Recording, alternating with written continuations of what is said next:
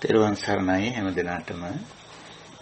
අදත් අපි සූදානම් වෙන්නේ අපේ භාවනා පුහුණුවට යමු වෙන්න. විශේෂයෙන් භාවනාවට අදාළ කමඨහන් පිළිබඳ අවබෝධයක් ලබා ගැනීම තමයි අපි මේ භාවනා පුහුණුවේදී විශේෂයෙන් සිද්ධ කරන්නේ. ඉතින් භාවනාව පෞද්ගලික කටයුත්තක් විදිහට තමයි අපි දැන් තේරුම් අරන් තියෙන්නේ. අපි පළමුවෙන් භාවනාව පිළිබඳ අදහසක් ඇති කරගෙන දෙවනුව අපි කමඨහන් වලට අවධානය යොමු කරනවා. අදත් සූදානම් මේ කාර්යය සඳහා අද විවාහාර වර්ෂයෙන් 2021 වර්ෂයේ ඔක්තෝබර් මාසයේ 13 වෙනිදා බදාදා දවසක් ශ්‍රී ලංකාවේ කැලෙන්ඩරයෙන්. ඒ වගේම අපි උදෑසන 5:30ට මුණ ගැහෙන්නේ ශ්‍රී ලංකාවේ වෙලාවෙන්. අනිත් රටවල් වල අපේ කල්යාණ මිත්‍රයන්ට මේවයි වෙනස්කම් තිබෙනවා. ඉතින් අපි අන්තර්ජාලය ඔස්සේ ස්කයිප් මාධ්‍යයෙන් මේ සඳහා එකතු වෙන්නේ මේ දහම් හමුවට භාවනා පුහුණුවට එකතු වන්නේ.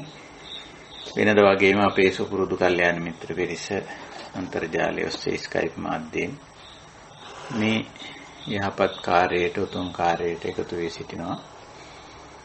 අපි හැම දිනම ඊටාම ගෞරවයෙන් කල්යාණ මිත්‍රත්වයෙන් පිළිගනිමු. අපි භාවනාව පිළිබඳ මූලික අදහසක් හැමදාම ඇති කරගන්නවා. ඒ කියන්නේ අපිට මේ පිළිබඳ අවබෝධය තිබෙනවා. නමුත් අපි සිහි කැඳවා ගැනීමක් අපි කරන්නේ, නැවත මතක් කර ගැනීමක්.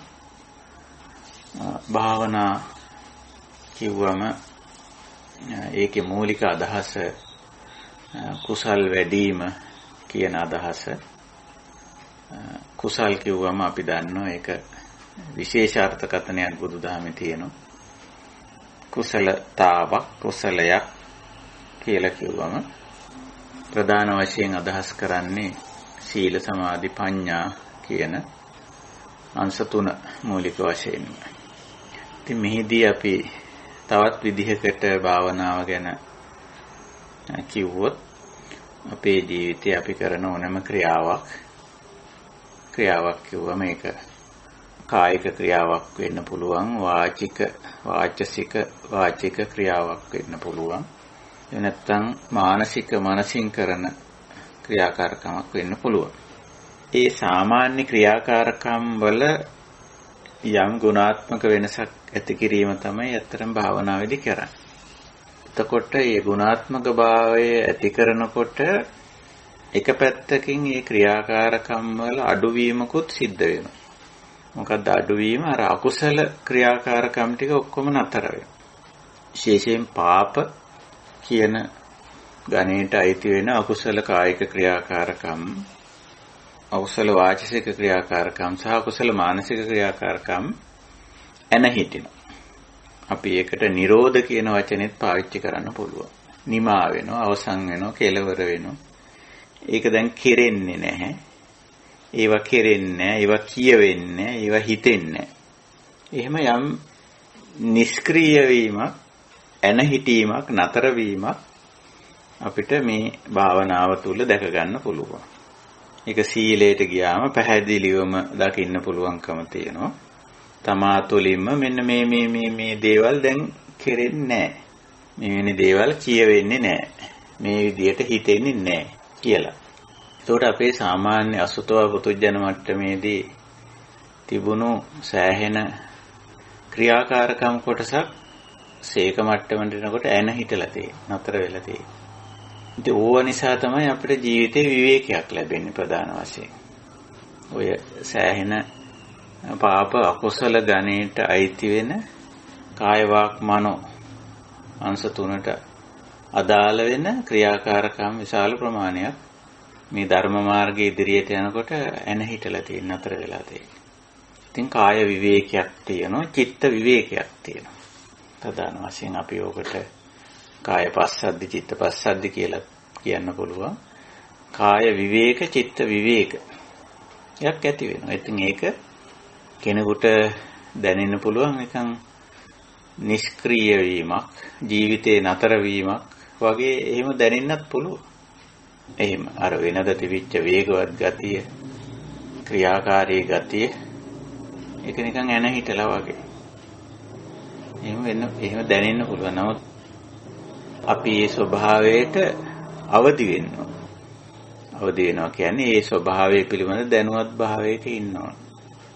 දැන් මේ කම්මැලි වෙලා නෙවෙයි, අලස වෙලා නෙවෙයි, ලෙඩ රෝගයක් හැදිලා නෙවෙයි, එපා වෙලා නෙවෙයි, කලකිරිලා නෙවෙයි. සමහර හිතන් ඉන්නේ එහෙමනේ. ධර්ම මාර්ගයට යනකොට මේ එපා වෙලා, කලකිරිලා.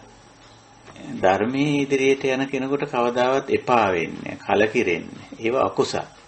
එපා වෙනවා, කලකිරෙනවා කියන ඒවා අකුසල්නේ. ඒ අකුසල් නැහැ, ගෙවිලා දැන්. ඒ අර අසුතව පුදුජන කාලේ තමයි එපා වෙන්නේ, කලකිරෙන්නේ. ඒව නෑ දැන්. අර අකුසල කියන අංශයට අයිති ක්‍රියාකාරකම් එන හිටිනවා, නතර වෙනවා. ඒ ස්වභාවය තියෙන. මේක මං හිතන්නේ මේ අපේ කල්යාණ මිත්‍රයන්ට තමන්ගේ ජීවිතය තුළින් දකින්න පුළුවන් වෙයි. දැන් මේ කතා කරන මට මගේ ජීවිතය තුළින් ඒව මම දකිනවා. ඒකයි මම මේවා කියන්නේ.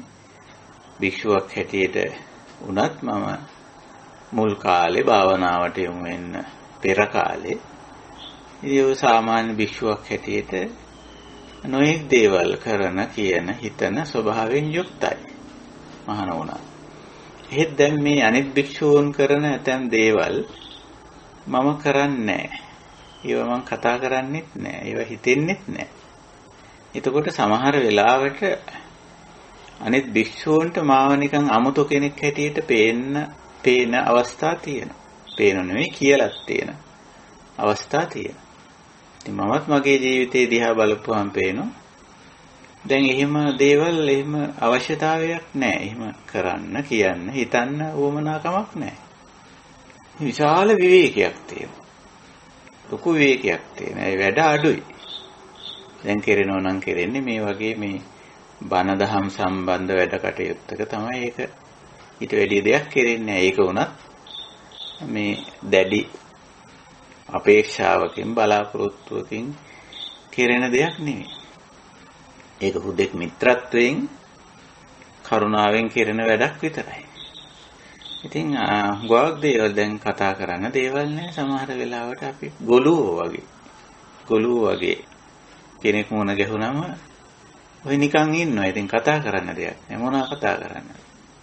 ඉස්සර නම් දේශපාලනයේද, ආර්ථිකයේද, අරකද මේකද, කොරෝනාද, කොවිඩ්ද කතා කරන්න ගොඩක් දේවල්. ඒත් ඒව ගැන කතා කරන්න දෙයක් නෑ. ඉතින් අනිත් අයට දැනෙන්න පුළුවන් මේ මිනිස්සයා තරහ වෙලාද මන් දන්නේ මේ කතා කරන්නෙත් නෑ. ආදී වශයෙන් කියලා හිතෙන්න පුළුවන්. නමුත් දැන් අපිට මේ ලෞකික විෂයන් පිළිබඳ කතා බහ කිරීම ඊට අදාළ විතර්ක ਵਿਚාර සංසිඳිලා මේක හොඳට ඔබට ඔබ තුළින් දකින්න පුළුවන්. ධර්ම මාර්ගයේ යන ඇත්තන්ට මේක සිද්ධ වෙන දෙයක්. මේ තිබිච්ච අසනීප වගේක් දැන් සනීප වීගෙන යන්නේ. ලෙඩ සනීප වීගෙන යන ස්වභාවයක් තියෙන. අනිත් අයට නම් පෙනේ ලෙඩ වෙලා වගේ කියලා. නමුත් දැන් කතා කරන්න දෙයක් නැහැ. ඒ කතා කරන්න දෙයක් නැත්තේ කතාවට හේතු වෙන විතර්ක ਵਿਚාර සංසිඳිලා තියෙන. විතක්ක ਵਿਚාරාණං ඕපසමා. අන්න ඔය දෙවෙනි ධානී මට්ටම කියන්නේ ඕක තමයි. නැතෝ දෙවෙනි ධානය කියලා කියන්නේ මේ උඩින් යටින් යන ප්ලේන් එකක් ගන බස්සන වගේ වැඩක් නෙමෙයි. කාට හරි තේරෙනවා නම් මේ පංචකාමයේ ගැන ලෞකික දේවල් ගැන කතා කරන්න තියෙන ඇතුලෙන් කතා කරන්න තියෙන ඌමනාව නැහැයි කියලා. ඔය විතර්ක ਵਿਚාර සංසිඳිලා තියෙන්නේ. එතකොට ඉතින් කතාවක් නෑ, කතා කරන්න දෙයක් නෑ. තුන්හි භූතං ඔහොම නිශ්ශබ්දව ඉන්නවා. බුදුහාමුදුරුවෝ ගැනත් කියනකොට කියනවා භගවා වික්ඛු සංඝ පරියුතෝ අබ්බෝකාසේ නිසින්නෝ හෝති. තුන්හි භූතං වික්ඛු සංඝං අනුවිලෝකෙත්තා. ඔක්කොමල රද්ද නැතුව ඉන්නවා නිශ්ශබ්දව. කාටවත් මේ කතා කරන්න දෙයක් නෑ, විෂයක් නෑ, මාතෘකාවක් නෑ. ඒ විෂයන් ඒ මාතෘකාව වල තියෙන නිස්සාරකම වැටහිලා දැන් මේක ගැන කතා කරලා වැඩක් නැහැ. අපි කියන්නේ කියලා වැඩක් නැහැ, කතා කරලා වැඩක් නැහැ. ඒ වගේ ස්වરૂපයක් බලන්න නැද්ද කියලා තම තමන්ගේ අභ්‍යන්තරේ. අන්න එහෙම හිතන්න දෙයක් නැහැ. මොනවා ගැන හිතන්නද? මොනවා ගැන හිතන්නද? හිතන්න දෙයක් නැහැ. එකතු කරන්න හිතනවද? රැස් කරන්න හිතනවද? ගොඩනගන්න හිතනවද? නිර්මාණය කරන්න හිතනවද? එහෙම හිතෙන්නේ. ඉතින් එක්තරා විදිහක මේ ආර්ය ජීවිතේ බැලුවම මේ නතර වෙන ස්වરૂපයක් තියෙනවා. නතර වෙන ස්වરૂපයක්. බුදුහාමුදුර අඟුලිමාලට කිව්වේ ඕක. මං නතර වෙලා කියලා. නතර කරගෙන නෙමෙයි මං නතර වෙලා. මං නතර වෙලා. ඔබ දුවනවා. මොකද්ද කරන්නේ? ඔබටත් නතර වෙන්න පුළුවන් කියලා බුදුරජාණන් වහන්සේ කිව්වා. ඉතින් මේ භාවනාවේ හැටි ඔහොමයි. නතර වීගෙන යන. නිමා වේගෙන නිරෝධෝ නිබ්බානං නිරෝධෝ නිබ්බානං. නිරෝධ වෙනවා. නිමා වෙනවා. නතර වෙනවා. එන හිටිනෝ. ඉතින් ඕක දන්නේ නැති කෙනෙක් නම් බය වෙන්නත් ඉඩ තියෙනවා. තැති ගන්න ඉඩ තියෙනවා. මොකද මේ වැඩ අඩු වෙලා ලෙඩක්වත්ද? මොකද මේ කතා කරන්නේ නැත්තේ තරහ වෙලාවක්ද? මොකද මේ වැඩි හිතන්නේ නැත්තේ මොකක් හරි එහෙම මානසික ප්‍රශ්නයක්ද කියලා සාමාන්‍ය අසුතවා පුදුජන කෙනෙකුට එහෙම හිතෙන්න පුළුවන්. නමුත් ධර්ම මාර්ගය යන අපිට පේනවා අපි මේ සීල සමාධි ප්‍රඥා දියුණු කරනකොට මේව නතර වීමක්, එන හිටීමක්, අත්හිටු වීමක් පේන්න තියෙනවා ජීවිතේ. සීලේ දියුණු කරන්න මොකද වෙන්නේ? දුස්සීලකම් සේරම නතර වෙයි. දැන් දුස්සීලකම් කරනකොටනේ සෑහෙන වැඩ මොන තරම්නම් වැඩද දුස්සීලකම් වලදී. එක දුස්සීලකමක් වහන්න තව දුස්සීලකම් 10ක් කරන්න. අර අපේ කියවනක් තියෙන එක බොරුවක් වහන්න බොරු 10ක් කියන්න ඕන කියලා. වැඩි වෙන්නේ නිකන් ගුණෝත්තර ක්‍රමයකට වැඩි වෙන්නේ. දුස්සීලකමේ ඉන්නකොට එහෙම. දැන් මොකද වෙන්නේ? දැන් බොරු කියන්නේ නැති වුණාන් පස්සේ අය වහන්න කියන්න දේවල් නේ. පානඝාත කරන්නේ නැත්තම්, හොරකම් කරන්නේ නැත්තම්, වැරදි කාම සේවනය කරන්නේ නැත්තම්, බොරු කියන්නේ නැත්තම්, කේලම් කියන්නේ නැත්තම්, පරුස වචන, හිස් වචන කියන්නේ. ඉතින් ඕවනේ මිනිස්සුන්ගේ ජීවිතේ සාමාන්‍ය අසුතවා පුදුජන මනුස්ස ජීවිතේ ඔය වැඩ කියලා කරන්නේ බලපුවහම මොනවද? වැඩිපුර වැඩ කරනවා කියලා කිව්වම දුස්සීලකම් තමයි කරන්නේ වැඩිපුර. කතා කරනවා, පැල් බැඳගෙන කතා කරනවා. ටෙලිෆෝන් බිල් ගෙවාගෙන නොඑක් විදියට කතා කරනවා. අන්තිමට මොනවද කතා කරන්නේ? සම්පප්පලාපන. ඉතින් දැන් ආර්ය මාර්ගයට ආපු ඇත්තු සම්පප්පලාපා වේරමණී. දැන් ඉතින් කතා කරන්න දෙයක් නැහැ.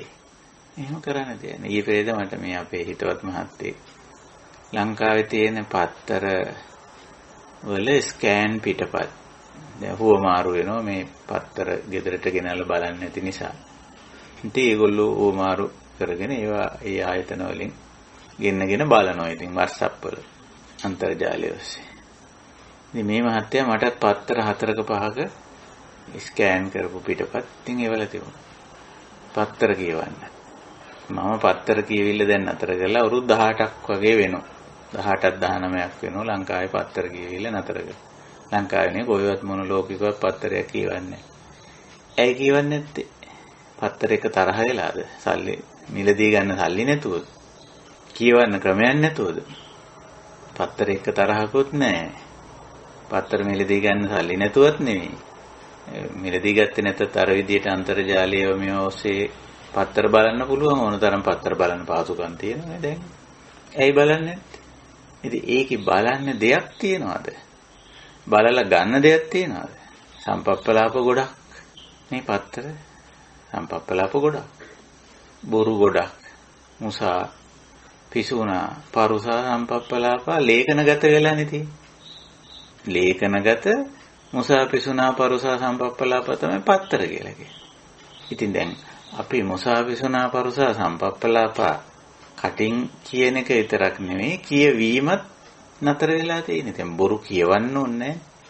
ලියලා තියෙන බොරු කියවන්න ඕනද?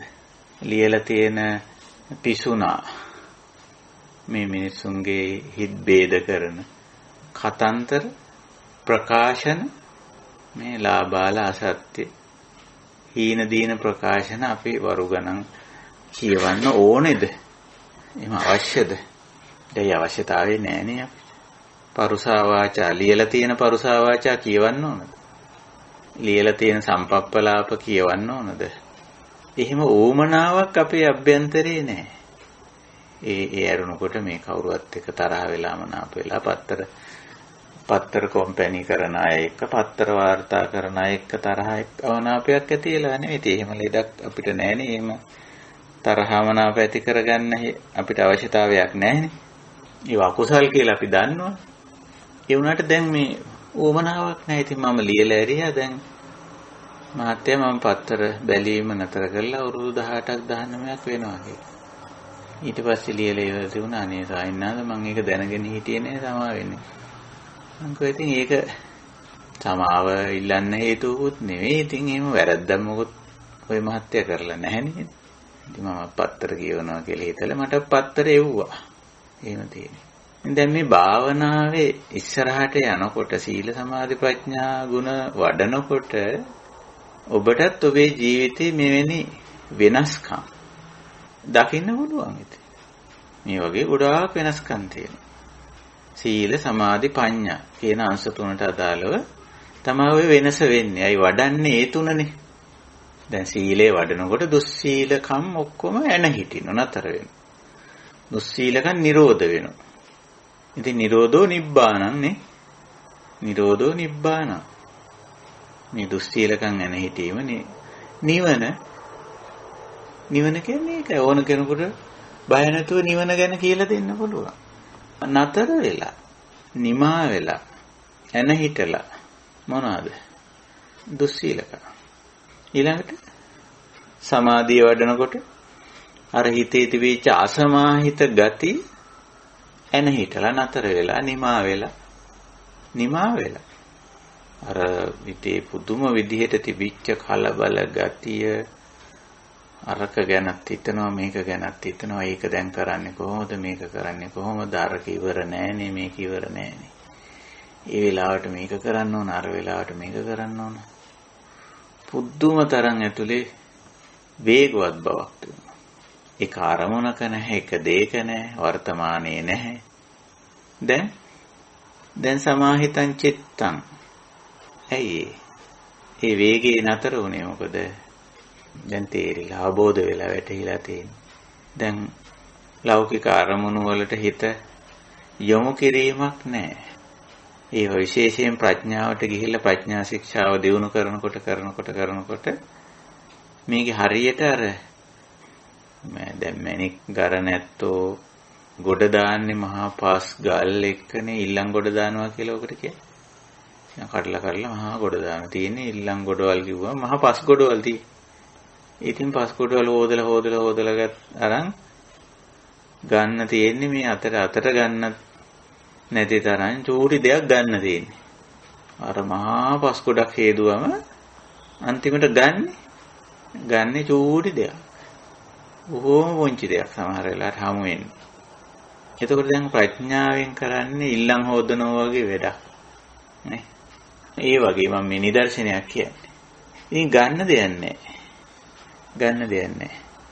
ඉතින් අර ඒ මැනික ගත් එක්කෙනාට මේ අර පාස්කෝඩ ගල් ගොඩ ගැන හිතන්න ඕනද? ඕන කමන්නේ. යාර ගත්ත චූටි මැනික ගැන විතර ඒක ඉතින් අතේ දාගත්ත. ඒක සාක්කුවේ දාගත්ත ඉච්චා. කාටවත් පේන්නෙත් නැහැ. අර ඊළඟ ගොඩවල් නම් ට්‍රැක්ටර් වල පටවගෙන අයිහෙට අදිනවා මෙහෙට අදිනවා. ලොකු වැඩක්. මැනික සාක්කුවේ දාගෙන එක්කෙනා කවුරුවත් දන්නේ නැහැ මෙයා ළඟ මැනිකක් තියෙන බවක්වත්. මොකක්ද දන්නේ නැහැ. ඒක සාක්කුවේ දාගෙන එයා ඉන්නේ. ඒකේ වටිනා එච්චර බොහොම චූටි දෙයක් තියෙන්නේ පොඩි දෙයක් තියෙන්නේ. නිකන් දැක්ක කෙනෙකුට මේ ධර්ම මාර්ගය යන කෙනෙකුට තියෙන්නේ හරිම පොඩි දෙයක් තියෙන්නේ. ඔක්කොම අර ගල් පස් ඔක්කොම හේදිලා ගිහිල්ලා මඩ වැලි ඔක්කොම හේදිලා ගිහිල්ලා දැන් මේ චූටි මැණික් ගලක් පොඩි එකක් හම්බෙලා තියෙන්නේ. ඒක ඉතින් ඔය වැඩි පේන්නේ නැහැ. හොඳට කිට්ටු කරලා බැලුවොත් ඇහැ තියලා බැලුවොත් තමයි මේක නැත්නම් ඒකත් අර නිකන් සාමාන්‍ය ගලක් වගේ තමයි කෙනෙකුට පේන්න පුළුවන්. ඒ වගේ. එහෙනම් දැන් හිතන්න දේවලුත් අඩු වෙනවා. බලන්න මම මේ කියන දේ මේ භාවනාව ගැන වෙනත් පැත්තකින් මම මේ කියන්නේ. භාවනා යෝගී ජීවිතේ නිරෝධෝ නිමා වෙනවා. ඉතින් අන්තිමට නිරෝධ වීගෙන ගිහිල්ලා අන්තිමට දුක්ඛ නිරෝධ. අවිජ්ජායත්තේ වාසේස විරාග නිරෝධෝ සංඛාර නිරෝධා. සංඛාර නිරෝධෝ විඥාන නිරෝධා. විඥාන නිරෝධෝ නාම රූප නිරෝධා. නාම රූප නිරෝධෝ සලආයතන නිරෝධා. පස්ස නිරෝධා. වේදනා නිරෝධා. ඔය විදිහට නේ අන්තිමට ඒව මේ තස්ස කේවලස්ස දුක්ඛක්ඛන්දස්ස නිරෝධෝ හෝති. අන්න අර පස් ගොඩ ගල් ගොඩ වැලි ගොඩ මඩ ගොඩ හේදිලා ගිහිල්ලා තියෙනවා. හැබැයි පොඩි දෙයක් ඉතුරු වෙලා තියෙනවා. මැණික් ගල චූටි ඇහැට පේන්නේ නැති තරම් පොඩි එකක් ඉතුරු වෙලා තියෙනවා. ඒක තමයි. ඔන්න භාවනාවේ ස්වરૂපය ඔහොමයි. නිරෝධ වීගෙන යනවා. ඕක අපිට අත්දකින්න පුළුවන්. ප්‍රඥාව දියුණු කරන්න අවිද්‍යාව, මිත්‍යා දෘෂ්ටි මේවා ඉවරයි. ඒක නිසා දැන් අවිද්‍යාත්මක වැඩක් නැහැ. මිත්‍යා දෘෂ්ටික වැඩක් නැහැ අපිට. නැත්තම් හරියට ඔය අවිද්‍යාවයි මිත්‍යා දෘෂ්ටියයි තියෙනකොට අවිද්‍යාත්මක වැඩ කෙලවරන්නේ. උගොඩ මහන්සි වෙලා වීදම් කරලා අවිද්‍යාත්මක වැඩ කරනවා. ඇයි? අවිද්‍යාව තියෙන නිසා. මිත්‍යා දෘෂ්ටිය තියෙනකන් හරියට මහන්සි වෙලා වැඩ. මිත්‍යා දෘෂ්ටික වැඩ. ඒවා හරියට කරන්න තියෙනවා. උඩ වැඩ ඉතින්. ඒවට සැලසුම් හදලා ප්ලෑන් කරලා වියදම් කරලා. ඉතින් දැන් සම්මා දිට්ඨියට ඇවිල්ලා තියෙන්නේ. ප්‍රඥාවට ඇවිල්ලා තියෙන්නේ. විද්‍යාවට ඇවිල්ලා තියෙන්නේ. දැන් තියෙන්නේ මොකද්ද? අර චූටියට මැණික වගේ පොඩ්ඩයි තියෙන්නේ. චූටි දෙයක් විතරයි තියෙන්නේ. ඔය නිකන් චීවර පින්ඩපාත සේනාසන ගිලානප්පත්තේ ටිකක් හරි යන්තම් ජීවිතේ පවත්වගෙන යන්න ඉච්චරයි තියෙන්නේ. වැඩ අඩුයි. හිතන්න දේවල් අඩුයි. කතා කරන්න දේවල් නැහැ. ඔහොම වෙලාදී. ඉතින් මං හිතන්නේ ඔන්න භාවනා ජීවිතේ කොහොම දෙයක් වෙන්නේ සීල සමාධි ප්‍රඥා වැඩිමයි කරන්නේ. ඒකයි භාවනාව හැඳින්වුවේ ආසේවති භාවේති වඩේති इति කුසල ධම්මේ භාවනා කියලා. කුසල ධම්ම කිව්වේ ඔය සීල සමාධි ප්‍රඥා. ඉතින් අපි මේ භාවනා වැඩමුළුවකදී කරන්නේ අත් වශයෙන්ම ඊට අදාළ සීලයට හෝ සමාධියට හෝ ප්‍රඥාවට අදාළ ඒක වැඩිවීමට අදාළ ක්‍රියාකාරකම්. අපි ඒවට කියන්නේ කමඨහන් කියලා භාවනා භාෂාවෙන්. සීලේ වැඩිවීමට අදාළ ක්‍රියාකාරකම්. සීල කමඨහන්. සමාධිය වැඩිවීමට අවශ්‍ය කරන ක්‍රියාකාරකම්. සමාධි කර්මස්ථාන. ප්‍රඥා වැඩිවීමට අදාළ කමඨහන්. ප්‍රඥා කර්මස්ථාන. කමඨහන් තේරුම් ගන්නවා. වඩනවා. එච්චරයි. ඉතින් එතකොට අර දේ සිද්ධ වෙනවා. මැණික් ගන්න යන කෙනෙක් කුට මැණික හොයාගන්න විධි ක්‍රමේ එයාට කියලා දීලා තියෙන්නේ. ඉතින් ඒ ශාස්ත්‍රය දන්නයි. විදලා බලන්න මෙන්න මේ වගේ පොඩ්ඩක් කැනලා බලන්න මහන්සි වෙලා බලන්න මෙන්න මේ වගේ එකක් හමු වෙයි. මේ වගේ පස් ස්තරයක් හම්බ වෙයි. ඒකට කියන්නේ ඉල්ලම. එතකොට ඔබට සිද්ධ වෙනවා ඒක කඩලා ගන්න. හාරලා කඩලා ගන්න. කඩලා අරගෙන ඒක ඇතුලේ තමයි තියෙන්නේ මැණික. ඒක කඩලා ගත්තත් මැණික හම්බුනේ නැහැ. දැන් මෙහෙම හොදන්න. ඒ හොදන උපකරණයක් තියෙන එකට. දාගෙන වතුරේ දාගෙන ඉතින් හොදන. මෙහෙම හොදපුවම මෙන්න මේවා යනවා. මේ මඩ යනවා ඉස්සෙල්ල. පස් යනවා, වැලි යනවා. ඔන්න ඉතින් ගල් ඉතුරු වෙනවා. ඉතින් ඒ ටිකනොත් තෝරලා හොඳට සීකල්පනාවෙන් බලන්න මෙන්න මේ වගේ දේවල් හමු වෙයි. රතු පාට නිල් පාට වගේ මේ තියෙන ස්වරූපේ ඒවා හැබැයි හමු වෙයි. හැබැයි ඒවා අඩුයි. අර ගල් වලින් 1000කින් එකක් වගේ හම්බ වෙවි. 100 ගානකින් එකක්. අන්න ඒක තමයි මැණික කියලා. ඉතින් සමහර වෙලාවට ඒක රැවටෙන වෙලාවලුත් තියෙනවා ඉතින්. මැණික ළඟ තිබිච්ච අනික කියලානේ කියන්නේ. මැණික නෙවෙයි ඔය ගෙනල්ලා තියෙන අනික. එහෙමත් වෙන වෙලාවල් තියෙනවා ආර්ය මාර්ගයේ යන අයට මැණික හොයාගෙන ගිහිල්ලා අනික ගත්ත වෙලාවලුත් තියෙනවා. එහෙම මග වරදින අවස්ථාවලුත් තියෙනවා. නමුත් ඉතින් බුදුරජාණන් වහන්සේගේ කමඨහන් ටික හරියට ආර්ය ප්‍රතිපදාවේ ගියොත් අනික නෙවෙයි මණිකම හම්බ වෙනවා. ඒකයි ස්වභාවය. ඉතින් වරදින්න කිසිම හේතුවක් නැහැ. මොකද මේක හරියටම ප්‍රතිපදාව තියෙනවනේ. අරියෝ වට්ටංගිකෝ මග්ගෝ නිරෝධගාමිනී පටිපදාව මජ්ක්‍ධිමා පටිපදාව හරිම පැහැදිලිව තියෙනවා. ඉතින් එහෙනම් වරදින්න විදියක් නැහැ. අනික ලැබෙන්න විදියක් නැහැ. මණික ලැබෙනවා. ඒකයි. ඉතින් හොඳයි ඔහොම තමයි මේ භාවනාව. සීල සමාධි ප්‍රඥා වැඩි වීම. එහෙනම් අපි අද ඊට අදාළ කමඨහන් වලට අවධානය යොමු කරමු. පළමුවෙන් අපි සංසුන් අභ්‍යාසයට යොමු වෙන්න tempත් වෙමු. මේ වෙලාව වෙනකොටත් නොසන්සුන් ස්වභාවයක ඉන්නවද කියලා බලන්න. පළමුවෙන් ශරීරය සැහැල්ලු කරගන්න, tempත් කරගන්න. යටි කය පහසුවෙන් තියාගන්න. වම් කකුල, දකුණු කකුල සැහැල්ලු පහසු ඉරියව්වක තියාගන්න. මේ ශරීරාංග Tamanට ලොකු බරක් නොවන විදිය. අපි ඒකට කියන්නේ පර්යංක කියලා. පල්ලංක. කකුල් දෙක නවලා හෝ දිගෑරලා හෝ අක්‍රීයව තියාගන්න. පල්ලංකේ ඉන්නකොට දෙපා ක්‍රියාත්මක නෑ. දැන් අපි සාමාන්‍ය හිටගෙන ඉන්නකොටත් දෙපා ක්‍රියාත්මකයි. ඇවිදිනකොටත් දෙපා ක්‍රියාත්මකයි. පල්ලංකේදී දෙපා අක්‍රියව තියලා තියෙනවා. ඒක නමලා තියාගන්න. දිගෑරලා තියාගන්න පුළුවන්. හරස් කළ එකිනෙක තියාගන්න පුළුවන්. බද්ධ පරියංක, අර්ධ පරියංක කියලා එක එක විදිහේ මේ ආසන කියලා වලට කියන්නේ යටිකය තියාගන්න විදිහ. ඒකයි. ඒකට නිශ්චිත ක්‍රමයක් නැහැ. ආකෘතියක් හදපු ගමන් ඒක සංකාරයක් වෙනවා. දැන් අපි මේ සංස්කාර කරන්නේ එම මොහොතේ වර්තමාන මොහොතේ සිහිනුවන යොදලා වඩා නිවැරදිව වඩා පහසුවෙන් ඒක තියාගන්න. ඔච්චරයි හැම දෙයකම තියෙන්නේ. ඉස්සර තමයි අපි ඔකට ආකෘති හදලා ඒ ආකෘතිය අල්ලගෙන ආකෘතියට ෆෝමැට් එකට තමයි සංඛාරය කියලා කියන්නේ. අපිම හදාගත්ත එක්තරා දෙයක්. තර්ක විතර්ක දාලා වාඩි වෙන්න ඕන මෙහෙමයි භාවනා කරනකොට. කකුල් මෙහෙම තියාගන්න ඕන, මේ විදිහට තියාගන්න ඕන, මේ පැත්තට දාන්න බෑ, අර පැත්තට දාන්න බෑ. ඔහොම හදාගත්ත විකාර කියලා අපි ඔකට කියන්නේ. අර කියන්නේ එක මිනිහෙක් වාඩි වෙන්න ගියාම වාඩි වෙන්න කිසිම ක්‍රමයක් නැති වුණා. එක පැත්තකට කකුල් දෙක දාපුවම කල්පනා වුණාලු අප්පා මේ පැත්තේ දලදා මාලිගාව තියෙනවනේ. අනිත් පැත්තට වාඩි වුණාලු කකුල් දෙක දාලා. ඒ පැත්තේ සීමා බෝධිය තියෙනවනේ. දැන් මොකද කරන්නේ? හිටගත්තාම කල්පනා වුණාලු නාග ලෝකේ මෙහිම තියෙනවනේ. කකුල් දෙක උඩු පැත්තට තියාගත් දිව්‍ය ලෝකේ සිළුමිණි සෑය තියෙනවනේ. මේ පැත්තට කකුල් දාන්න බෑ. දැන් ඉතින් ඉන්න විදියක් නැහැ.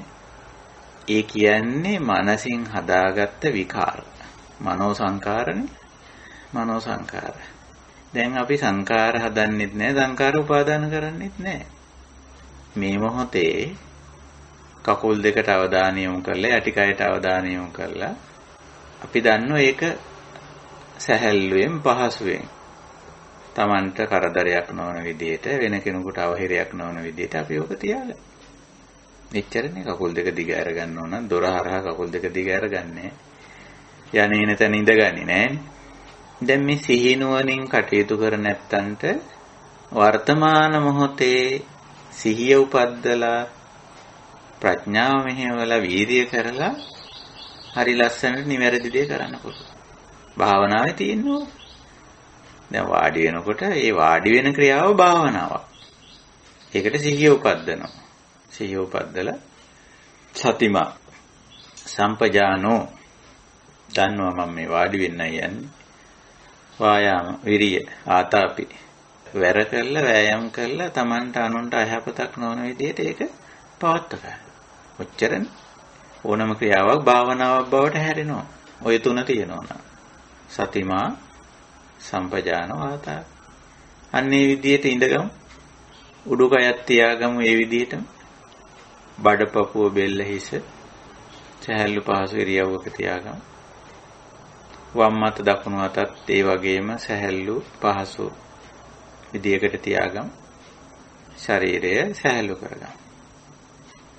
කය තැම්පත් සැහැල්ලු කියන්නේ ඕකයි. හිතත් එහෙම කරගමු.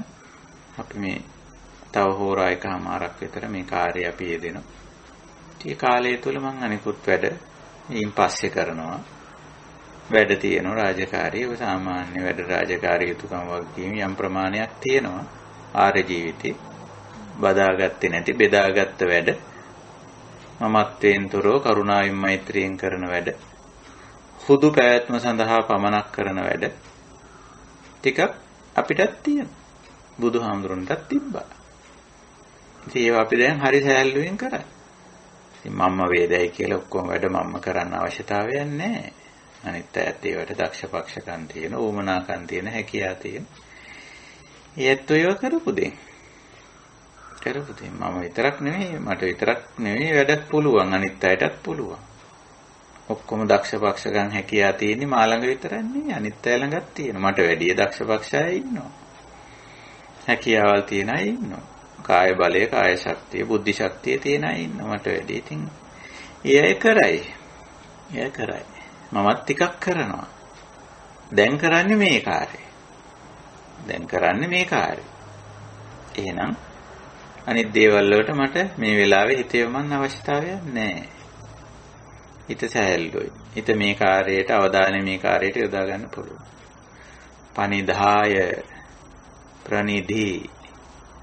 පනිදාය පරිමුඛං සතින් උපට්ඨපෙත්වා. මූලික අවධානය මෙතෙන්ට. පරිමුඛ සති, ප්‍රමුඛ සති, මූලික අවධානය මේ කාර්යයට තියාගමු. එහෙනම් අපි දැන් අපේ කාර්යයට සූදානම්. අපි සීල සමාධි ප්‍රඥා කියන කමටහන්නේ ගෙවි යන දේවල් මේ ගන්න අපි. ගෙවි යන දේවල්. අකුසල කාය වචී කර්ම ගෙවෙන සීලය අපි ගන්න මුලටම. ඉතින් දැන් අපි හොඳට සීල් සමාදන් වෙලා සීල අධිෂ්ඨාන කරගෙන සිල් රකින්න ඇත්තෝ අපි දැනට කරන්නේ මේ ශික්ෂා පාලි භාෂාවෙන් මේවා තියෙන නිසා අපි පාලියෙන් කියලා මතක් කරගන්නවා. එහෙම නැත්නම් පාලියෙන් කියන්නම අවශ්‍ය නැහැ මේ ශික්ෂාපද. මොකක් අය හිතන මේව පාලියෙන් කියන්න ඕන කියලා. ඕවා ගැන ඉතින් විවිධ මතභේද තියෙනවා. භාෂාව සංස්කාරයක්. භාෂාව තදින් අල්ලගත්ත ඇත්තෝ ඉතින් හිතනවා මේවා පාලියෙන්ම කියන්න ඕන. නැත්තම් හරියන්නේ නැහැ. ඒවා එක්තරා නිකන් අර මනසින් හදාගත්ත මනෝ සංකාර. අපිට වැදගත් වෙන්නේ මේ ශික්ෂා පදයයි වැදගත් වෙන්නේ. ශික්ෂාවයි වැදගත් වෙන්නේ. ඒක සිංහලෙන්ද, පාලියෙන්ද, ඉංග්‍රීසියෙන්ද, වෙනත් භාෂාවකින්ද තියෙන්නේ කියන එක නෙමෙයි වැදගත් වෙන්නේ. භාෂාව නෙමෙයි වැදගත් වෙන්නේ. භාෂාව අපිට නිකන් පාලමක් විතරයි. එතෙන්ට ය아가න්න. මේ කියන්නේ ශික්ෂා පදේ තේරුම් ගන්න. ඉතින් ඒක නිසා අපි පාලි නැතත් කමක් නැහැ. අපි මේ සිංහලෙන් උනත් මේක තෝරා ගන්න පුළුවන්. මතක් කර සීලාවර්ජනේ කෙනෙක් පාලියෙන්ම කරන්න ඕනේ නැහැ. සිංහලෙන් කරන්න පුළුවන්. තම තමන්ගේ භාෂාවෙන් කරලා. ඉංග්‍රීසි නම් හොරු ඉංග්‍රීසියෙන් කරලා. I am refrain from killing, stealing. තමන්ගේ භාෂාවෙන් තානාතිපාතා වේරමණී, අදින්නා දාන වේරමණී පාලි භාෂාවෙන් කියන්න පුළුවන්. සිංහලෙන් තමන් ඒක මතක් කරගන්න. මම දැන් සාමාන්‍යයෙන් මේ වැරදි වැඩවලින් මේ දෝෂ සහිත ක්‍රියාකාරකම් වලින් මම අයින් වෙලා නේද ඉන්නේ. මම අයින් වෙලා නේද වැඩ කරන්නේ. කරන්න ඕනේ එහෙම නේද මම කියලා ඒව මතක් කර ගැනීම සීලාවර්ජන. මොකද දැන් අපි මේ ආචාර ධර්ම සමග එකඟයිනේ. ඉස්සර අපට ඌව ගැන හරියට තර්ක විතර්ක ගොඩ තිබුණා. සිල්පදයක් අල්ලගත්තම ඔය ගැන තර්ක හදාගෙන තර්ක කරනවා වරු ගන්න නේ. ඇයි අටුවාවල ඉඳලා වරද්දලානේ ඔය තෝරලා තියෙන්නේ. අටුවාචාරයෙන් කියන අයට අපි මේගොල්ලොන්ම වරද්දගෙන තියෙන්නේ. ඇයි මේව ඇත්තටම වරදින්නේ මෙහෙම මේ අර්ථ එහෙම වරදින්නේ කොහොමද මේ විදියට? වරදින්න ප්‍රධාන හේතුව භාවනා නොකිරීම. මේවා ගැන තර්ක විතර්ක භාෂාවෙන් අල්ලගන්න යනවා. භාෂාවෙන් තමයි අල්ලගන්න යන්නේ. ඉතින් තර්ක විතර්ක. නෑ අපි හොඳට සිහිනුවන යොදලා බැලුවොත් මොකද්ද හරි මොකද්ද වැරදි කියලා තේරෙනවා. දැන් පාණාතිපාතා වේරමණී කියන එක තෝරන්න ගිහිල්ලා අටුවාව හරි අමාරුවක වැටිලා තියෙනවා. පණ ඇති සතෙක් වීමය, පණ ඇති සතෙක් බව දැනීමය, උපක්‍රම යෙදීමය, ඔය වගේ විකාර ගොඩක් කියවිලාද. ඕක තමන්ගේ ජීවිතේට දාලා බලපු ගමන් ඔය තර්ක විතර්ක මොකක්වත් ඕනේ නැහැ. සිහිනුවන යොදලා බැලුවොත් මේ ක්‍රියාවට මම කැමතිද? මාව මරන්න කවුරු හරි එනවා. ඒ නැත්තම් තැත් කරනවා දැන්. මට ආරංචි. දැන් මොකද මේක? මේක වැරදි, මේක නොකල යුත්තක්. මේක හානිකර දෙයක්, මේක පීඩාකාරී දෙයක්, පව් වැඩක් කියන එකට ඔච්චර අටුවා ඕනද? භාවනාවට දාලා බලපුවම තේරෙනවා. ඒ භාවනා නොකරන ඇත්තන්ට මේ ගැන තර්ක විතර්ක ගොඩයි. ඒක නිසායි බුදුරජාණන් වහන්සේ ඔය භාවනාවට යොමු කළා තියෙන්නේ. අත්ූපනායක කරලා බලන්න කියලා. අත්ූපනායක ධර්මපරියාය කියලා එකක් උගන්වලා තියෙන්නේ බුදුරජාණන් වහන්සේ. අත්ත කියන්නේ තමන්නේ. උපනේති උපනයති කියන්නේ රැගෙන එනවා කියලා. වෙත පමුණවනවා කියන අදහස තියෙනවා. අත්ත උපනයති අත්ූපනායික කරලා බලන්න. මොකක්ද ඒ කිව්වේ? තමන්ට අරගෙන එනවා මේක. තමන් කරන්න යන ක්‍රියාව තමන්ගේ ජීවිතයට දාලා බලන්න. හොරකමක් කරන්න හිතෙනවා. ඉතින් මගේ දේ කවුරු හරි හොරකම් කරගන්න ගත්තොත් ওই විදිහට මෙන්න මේ මගේ අහවල් දේ, මේ දේ මගේ මුදල්, මේ භාණ්ඩ, මේ ද්‍රව්‍ය භාණ්ඩ වස්තු, මේ ඉදකඩම් යාන වාහන කවුරු හරි හොරෙන් ගත්තොත්, බලෙන් ගත්තොත්, පැහැර ගත්තොත් මං කැමතිද? ඕකට වෙන අටුවා ටික අවශ්‍ය කරන්නේ. දාලා බලපුවම අත්ූපනායක කරලා බලපුවම හරියටම මේකේ හොඳ නොහොඳ කළ යුතු නොකළ යුතු බව, මේකේ සදාචාරමය දුරාචාරමය ලක්ෂණය හරියටම ප්‍රත්‍යක්ෂණ ඔප්පු වෙනවා. ඒකයි තියෙන්නේ. ඉතින් ඔන්නෝම බලන එක තමයි ඔකේ තියෙන්නේ. එතකොට සීලේ තේරුම් ගන්න එක අමාරු නෑ. කාය සංවරය වෙන්න ඕනේ මෙහිමයි, වචී සංවරය වෙන්න ඕනේ මෙහිමයි කියන්නේ. මේ මොක දාලා බලන්නේ නැති තාක්කල් අපිට ඉතින් සෑහෙන භාෂා මාධ්‍යයෙන් ඕක කියලා දෙන්න වෙනවා. තර්ක විතර්ක කරන්න වෙනවා. සීලය ගැන කප්පරක් බන කියන්නේ. හැබැයි භාවනාවට දාපුවම කවුරුවත් සීලය ගැන බන කියන්න ඕනේ නැහැ. එයාට තේරෙනවා මේක කරන්න ඕනේ නැහැ. අවශ්‍ය නැහැ. මේක ගැළපෙන්නේ නැහැ. මේක යෝග්‍ය නැහැ. අදාළ නැහැ. මේක කෙරුවම නිකන් අනවශ්‍ය ප්‍රශ්නයක්, අනවශ්‍ය දුකක්, ගැටලුවක්, වෙහෙසක්, පීඩාවක් විතරයි. ඉතින් මොකටද ඒක කරන්නේ? ඕනේ නැහැ කියලා තේරෙන්නේ. එහෙම. ඉතින් ඔය මූලික ආචාර ධර්ම ටිකක් අපි තේරුම් අරන් තියෙනවා. ඒවට අපි කියන්නේ විශ්ව ආචාර ධර්ම කිය. කවුරුත් පිළිගන්නවා මේව නොකළ යුතුයි. ප්‍රශ්නකාරී, ගැටලුකාරී, වෙහෙසකාරී, පීඩාකාරී කියලා කවුරුත් පිළිගන්නවා. පාණාතිපාතා දින්නාදාන කාමේසු මිත්‍යාචාරා මුසාවිසුනා පරුසා සම්පප්පලාප මිච්ඡා ආජීව සුරාමේරේ ඔය නමය කවුරුත් පිළිගන්නෝ පීඩාකාරී වෙහෙසකරයි දුෂ්චරිතයක් දුරාචාරයක් කියලා. විශ්ව මට්ටමින් පිළිගන්න. ඉතින් අපිත් ඒක පිළිගන්නවා. මොකද අපි පිළිගන්නේ අනිත් අය පිළිගන්න නිසා වෙන්නේ මේ අපි අපිට දාලා බලනවා. අත්ූපනායක කරලා බලනවා. බලපුවහම තේරෙනවා ඇත්ත තමයි. මේක හොඳට සීනෝන යොදලා බැලුවොත් තේරෙනවා. ඉතින් දැන් අපි පිළිගන්නවා. ඔය මූලික ඕක බුදුරජාණන් වහන්සේ ආර්ය අෂ්ටාංගික මාර්ගයටම ඇතුළත් කළාම තියෙනවා. මේ මූලික 8 සුරාමේරය ඇර අනිත් 8 ආර්ය අෂ්ටාංග මාර්ගයේම අන්තර්ගත කරලා තියෙනවා. නිවන් මගේම තියෙන සීලය, නිවන් මගේ සීලය කියන්නේ ඔය 8 තමයි. සම්මා වාචා, සම්මා කම්මන්ත, සම්මා ආජීව. මාර්ගාංග 3ක්ම වැටිලා තියෙනවා සීලේ. එහෙනම් ඉතින් අපි ඒවා වේරමණී. මිච්ඡා වාචා වේරමණී, මිච්ඡා කම්මන්ත වේරමණී, මිච්ඡා ආජීව වේරමණී. එමයි සීලය. ඉතින් ඔතන ඉස්සරහට ගියාම තවත් මේකට උපකාරක ආචාර ධර්ම ටිකක් අපිට හමු වෙනවා. ඒ විශ්ව මට්ටමින් සාමාන්‍යයෙන් පිළිගන්නේ නැහැ. නමුත් අපේ මේ ගමනට අපි යන ගමනට සෑහෙන සහයෝගයක් උදව්වක් ලැබෙනවා. ඒ තමයි නෙක්ඛම්ම ශික්ෂා.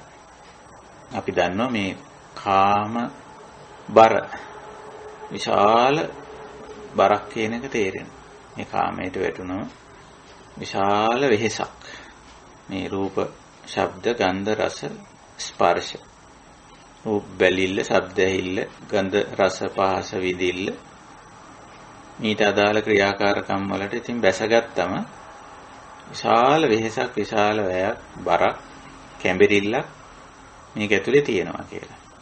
හැබැයි ඒක තේරෙන්න ඕන, වැටහෙන්න ඕන. වැටුණාම ඔන්න දැන් නෙක්ඛම්මයට අපිට යැවෙනෝ. බ්‍රහ්මචර්යාවයි අබ්‍රහ්මචර්යාවයි දෙකේ අබ්‍රහ්මචර්යාවේ වෙහෙස කරගතිය, පීඩාකාරී ගතිය තේරුණ කෙනෙක් මේ බ්‍රහ්මචර්යාවට නිකම්ම යොමු වෙනවා, හැටෙනවා, යැවෙනවා. අබ්‍රහ්මචර්යාව නිරෝධ වෙනවා, නිමා වෙනවා, නතර වෙනවා. බලහත්කාරයෙන් මේක නතර කරන් ඉන්නව නෙමෙයි.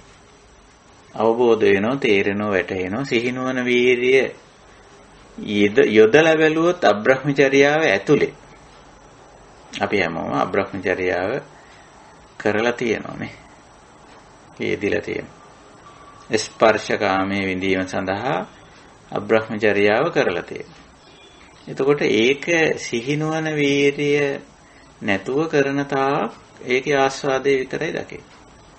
ආදීනෙම දකින්නේ. හැබැයි ආස්වාදයට ගිහිල්ලා නැවත ඒක කරනකොට ආපහු මොකද්ද හම්බ වෙන්නේ? දුක, වෙහෙස, පීඩාව, බැඳීම්, වගකීම්, ඔය වගේ මහා ගොඩක් දේවල් වලට වැටෙනවා. දැන් මේක සිහිනුවණින් යුක්තව ඒකට සිහිනුවණ තියලා බැලුවොත් ඔන්න තේරෙනවා අබ්‍රහ්මචර්යාව මෙහෙම එකක් කියලා. විහිතකර පීඩාකාරී ස්වභාවය. ඉතින් නිකාම්ම බ්‍රහ්මචර්යාවට හරි ලේසියෙන් තල්ලු වෙලා යනවා ඉතින්. ලොකු බරකින් නිදහස් වෙනවා. අබ්‍රහ්මචර්යා වේරමණී. අවබෝධයෙන් යන්නේ. ඊළඟට විකාල භෝජන. අපි මේ දැන් සීලාවර්ජනය කරගෙන යන්නේ භාවනාවේ ප්‍රධාන සීල ශික්ෂාව. විකාල භෝජන. ඉතින් විකාල භෝජනයේට හොඳට සිහිනුවන තියලා බැලුවොත් තේරෙනවා මේ මොන විකාරයක්ද කරන්නේ. කන්න බොන්න ඕනේ ඇත්ත. කයේ පැවැත්මට කබලීකාර ආහාර ටිකක් අවශ්‍ය බව අපි දන්නවා. කබලීකාර ආහාර කියන්නේ මේ ආහාර පාන ඕලාරික සුකුම පැත්තට ගත්තම හුස්ම, ව්‍යායාම, නිින්ද වගේ දේවල් තමයි සුකුම ආහාර. ඒවත් කබලීකාර ආහාර. කයේ පැවැත්මට ප්‍රධාන වශයෙන් අපි ගන්න හුස්ම ගන්න එක කරන්නේ. ප්‍රධාන ආහාරය වෙන්නේ ශරීරයේ පැවැත්මට හුස්ම. ඒක හැබැයි ඕලාරික නෙමෙයි, සුකුම ආහාරයක් හැටියට ගන්න. කබලීකාර ආහාරයක් ඒක.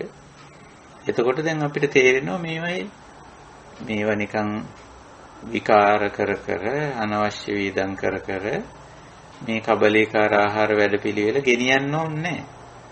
සරල කයේ පැවැත්මට අවශ්‍ය දේවල් සහිත අපි කියන්නේ පෝෂණ ගුණයේ සහිත ආහාර වේලක් ගත්තා නම් ඇති. ඔක හැමතිස්සෙම මොනවා හරි කන්න එහෙම අවශ්‍යතාවයක් නැහැ. දැන් ඔන්න විකාල භෝජනේ කාල භෝජනෙට එනවා. නේ? එහෙමයි. ඊළඟට නච්ච විසූක දස්සන, ධාරණ මණ්ඩන විභූෂණ. ඔය දර්ශන කාමයයි ප්‍රදර්ශන කාමයයි දෙකට වැටිලා කරපු දේවල් වල හිස්කම අර සිහිනුවන තියලා බලපුවාම සති සම්පජඤ්ඤ තියලා බලපුවාම තේරෙනවා ඔය දර්ශන කාමයයි ප්‍රදර්ශන කාමයයි විතරයි තියෙන්නේ. මේකට පුදුම තරම් කඹරලා තියෙනවා. මොට්ට වැඩ මෝඩ වැඩ කරලා තියෙනවා. නච්ච විසූක දස්සන, ධාරණ මණ්ඩන විභූෂණ. නච්ච විසූක දස්සන වලින් ඒකේ තියෙන්නේ දර්ශන කාමයේ දකින්න තියෙන කැමැත්ත. ධාරණ මණ්ඩන විභූෂණ කරන්නේ ඇයි? ඔය විලාසිතා කරන්නේ, ඇඩ කරන්නේ, ලස්සන කරන්නේ ඇයි? ප්‍රදර්ශන කාමයේ පෙන්වන්න තියෙන කැමැත්තනේ. ඒකේ තියෙන ඕලාරික හිස් ගතිය තේරෙනවා. දැන් දර්ශන කාමයක් නැහැ, ප්‍රදර්ශන කාමයක් නැහැ. නිකන් අනිත් අයට බලපුවම තේරෙනවා මොකද්ද මෙයාට වෙලා තියෙන්නේ. නිකන් 아무තු ලෙඩක් අසනීපයක් හැදිලා වගේ. ඉස්සර ප්‍රදර්ශන කාමයේ කරපු එක්කෙනා බලන්න බෑ මේ යනකොට අනිත් අයට පෙන්නගෙන යන හැටි. පෙන්නන්න කරපු දේවල්. දැන් කරන්නේ ඒ අවශ්‍යතාවය නෑ. දැන් තේරෙනවා මේ දර්ශන කාමය ප්‍රදර්ශන කාමය දෙකම කෙලස් කියලා නිකන් මෝඩ වැඩ කියලා. ඉතින් නැච්ච විසුක දර්ශන කරන්නේත් නෑ. මාලා ගන්ධ විලේපන ධාරණ මණ්ඩන විභූෂණ නෑ. ඊළඟට ගීතවාදිත ගැයුම් වැයුම් ඉතින් ඒවත් දැන් කෙරෙන්නේ නෑනේ කරන්න දෙයක් නෑ ඉතින්. නමුත් ඉතින් ඒවට එහෙම තියෙනවා. ඉතින් මිනිස්සුන්ට එහෙම පිස්සුවක්. මට මේ පෙරේද කෙනෙක් කතා කරලා ස්වාමීන් වහන්සේ දන්නේ නැද්ද මේ දවස්වල මේ ලෝක ප්‍රසිද්ධ සින්දුවක් තියෙනවා කියලා. ලංකාවේ කෙනෙක් කියන්නේ කියලා. ඕන්නම් මේ ලින්ක් එක එවන්නම් අහලා බලන්න කියලා. ඉතින් මට ඒවල තිබුණ ලින්ක් එක. මේ අපේ රටේ ගෑනු ළමයි කියන මොකද්ද වාක්‍ය ටිකක් කියන ඉතින්. ඉතින් මේක හැමෝම අහනවලු දැන් ලෝකෙ පුරා ගිහිල්ලා නොඑක් තැන්වල කියා යනවා. ඉතින් කියනවා අහනවා. ගැයුම් වැයුම්. ඉතින් ශ්‍රවණ කාමේ. ඉතින් බලපුවම ඇති දෙයක් නෑ මේකේ. ඔයත්තන්ටත් මේක ඕනනම් අහලා බලන්න පුළුවන්. මේක මොකද්ද තියෙන්නේ කියලා හොඳ සිහියෙන් අහන්න විනාඩියක් දෙකක් ගත වෙයි ඔකට ඕන. ඉවරයි. ඇති මොකක්වත් නෑ. හැබැයි ඒ කාමය නිසා, ඒ කැමැත්ත නිසා ඒකට විශාල මොකද්ද සංස්කාරයක් හැදිලා තියෙන්නේ. හැබැයි අපි සිහිනුවන යොදලා බැලුවොත් ඒ සංස්කාරය අපි තුල වැඩෙන්නේ ඒක නිරෝධය වෙලා. නිරෝධයට යනවා. ඒක අහන්න උවමනාවකුත් නෑ. අපිට තේරෙනවා මේකේ පදමාලාවේ ඇති දෙයක්වත් නෑ. මොකක්වත් නෑ. ඒනට මිනිස්සු මනසින් හදාගන්න සංස්කාරයක් ඒකට නතු වෙනවා, ගැති වෙනවා, යට වෙනවා. ඒකයි තියෙන්නේ. ඉතින් ඊළඟට ඔය ස්පර්ශකාමයට අදාළ තවත් දේවල් තමයි සයන කායික පහසු සයනා කියලා කියන්නේ. සයනය කිරීමේ අවශ්‍යතාවයක් අපිට කොහොමදත් තියෙනවා. මේ ශරීරය එක ඉරියව්වක තියාගන්න බැරි නිසා අපි නිතරම ශරීරයේ වඩා පහසු ඉරියව්වේ තියාගන්න බලනවා. ශරීරයේ වඩා පහසු ඉරියව්වේ තබා ගැනීමට කියන්නේ සයනා කියලා පාලි භාෂාවේ. ඉතින් බුදුරජාණන් වහන්සේ ඒකට විරුද්ධ නැහැ. උන්වහන්සේත් වඩා පහසු ඉරියව් පෙන්නලා දීලා තියෙනවා. සාමාන්‍යයෙන් අපි ඒකත් කියන්න බෑ ඇත්තටම හරියටම. හිටගෙන ඉන්න කෙනාට වඩා පහසු ඉරියව්ව කියලා හිතෙනවා වාඩි වෙන එක. හිටගෙන ඉඳලා බලන්නකො. හිතෙනවා මේ හිටගෙන ඉතිය අපෝ ඩිංගක් වාඩි වුණා නම් හොඳයි. ඉතින් සයනේ හැටියට පේනවා ඉඳ ගැනීම. ඉතින් ඉඳගෙන ඉන්නවා. ඉඳගෙන ඉන්නකොට දිගට ඉන්නකොට සමහර වෙලාවට හිතෙන්න පුළුවන් අපෝ ඩිංගක් නැගිට්ටොත් හොඳයි වාඩි වෙලා ඉඳලා ඇති වෙලා දැන්. හිටගෙන ඉඳීම සයනේ හැටියට පේන්න පුළුවන්.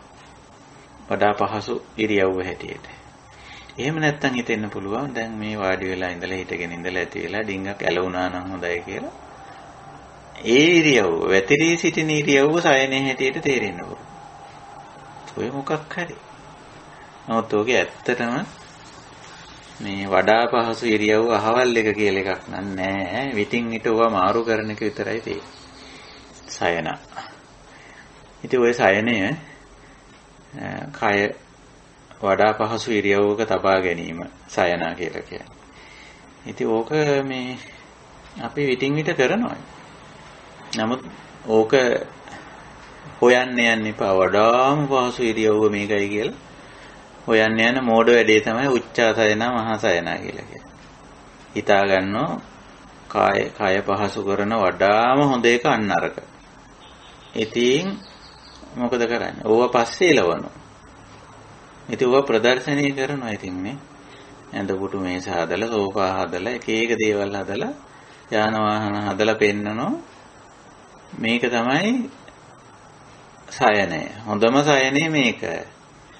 කය පහසුවෙන් තියාගන්න පුළුවන්, පහසුවෙන්ම තියාගන්න පුළුවන් ක්‍රමය මෙන්න මේක. එහෙම එකක් නෑ. එහෙම එකක් නෑ. ඕනම එකක් ටික වෙලාවක් යනකොට අපහසුවට හැරෙනවා.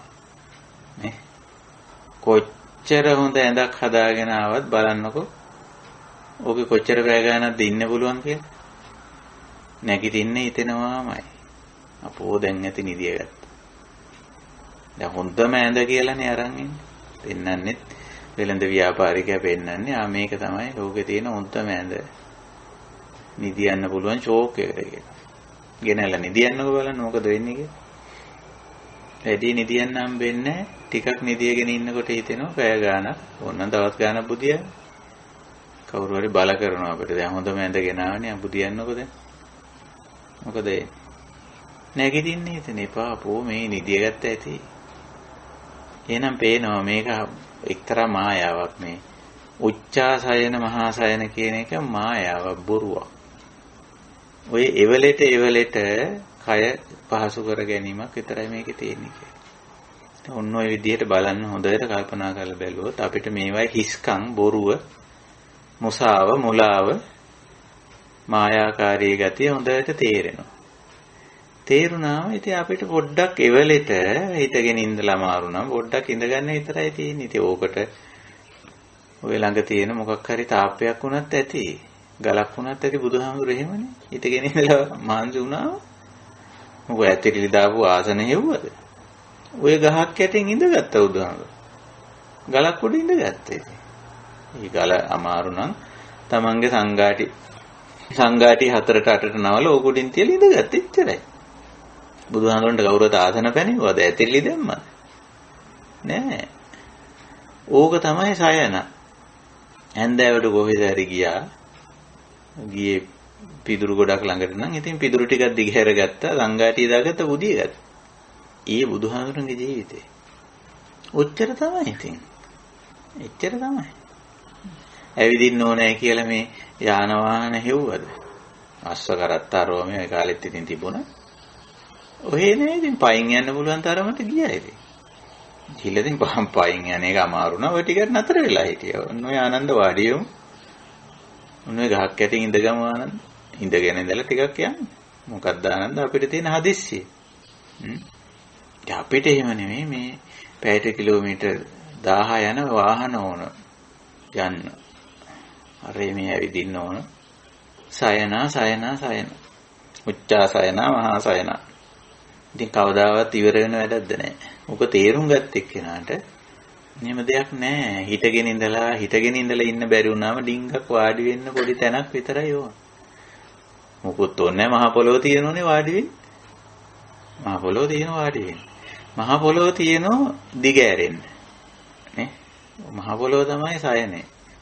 මහ පොළොව තමයි ආසනේ. පුටුව ඇඳ. බුදුහාමුදුරන්ට ඇඳ පුටුව උනේ ඕක. කොහෙවත් වාර්තා වෙලා තියෙනවද බුදුහාමුදුරන්ගේ කුටිය ඇඳක් තිබුණා කියලා? මේ ගන්ධ කුටිය බුදුහාමුදුර ඉඳපු ගන්ධ කුටියේ ලස්සන ඇඳක් තිබුණා කියලා කොහේ හරි වාර්තා වෙලා තියෙනවද? නෑ. බුදුහාමුදුරන් වාඩි වෙන්න කොසල් රජුර හරි බිම්බිසාර හරි අනාථ පිණ්ඩිකාරි එහෙම පුටු හදාගෙන ඇවිල්ලා දුන්නා කියලා. දැන් ওই සමහර භික්ෂූන් වාඩි වෙලා ඉන්න පුටු දැක්කම පේනවනේ. බුදුහාමුදුරන් කොච්චර ඈතද කියලා නේ? බුදුහාමුදුරන්ගෙන් කොයිතරම් ඈතද භික්ෂුව කියලා හිතා ගන්න පුළුවන් නෑ. 4ට නවල සංඝාටි 4ට නවල වාඩි වුණා. ආනන්ද ඔන්න ඉඳගමු. ඔන්න ඔය ගහ යටින් ඔන්න ඔය මගේ සංඝාටිය 4ට නවල දාන්නකෝ. ඉඳගන්න. ඔච්චර තමයි සයනේ. ඔච්චර තමයි සයනේ. මොකද දැන් තේරිලා දෙන්නේ මේ නිෂ්ඵල නිස්සාර හිස් ඕලාරික වැඩේ මේකයි කියන්නේ. එහෙම තියෙන. ඉතින් ඕක නොතේරෙනකම් කරන්න දෙයක් නැහැ. නොතේරෙනකම් උච්චාසයනේ මහාසයනේ යනවා. ඒකයි තියෙන්නේ. ඉතින් තේරුණාම තමයි ඉතින් උච්චාසයන මහාසයන වේරමණී වෙන්නේ.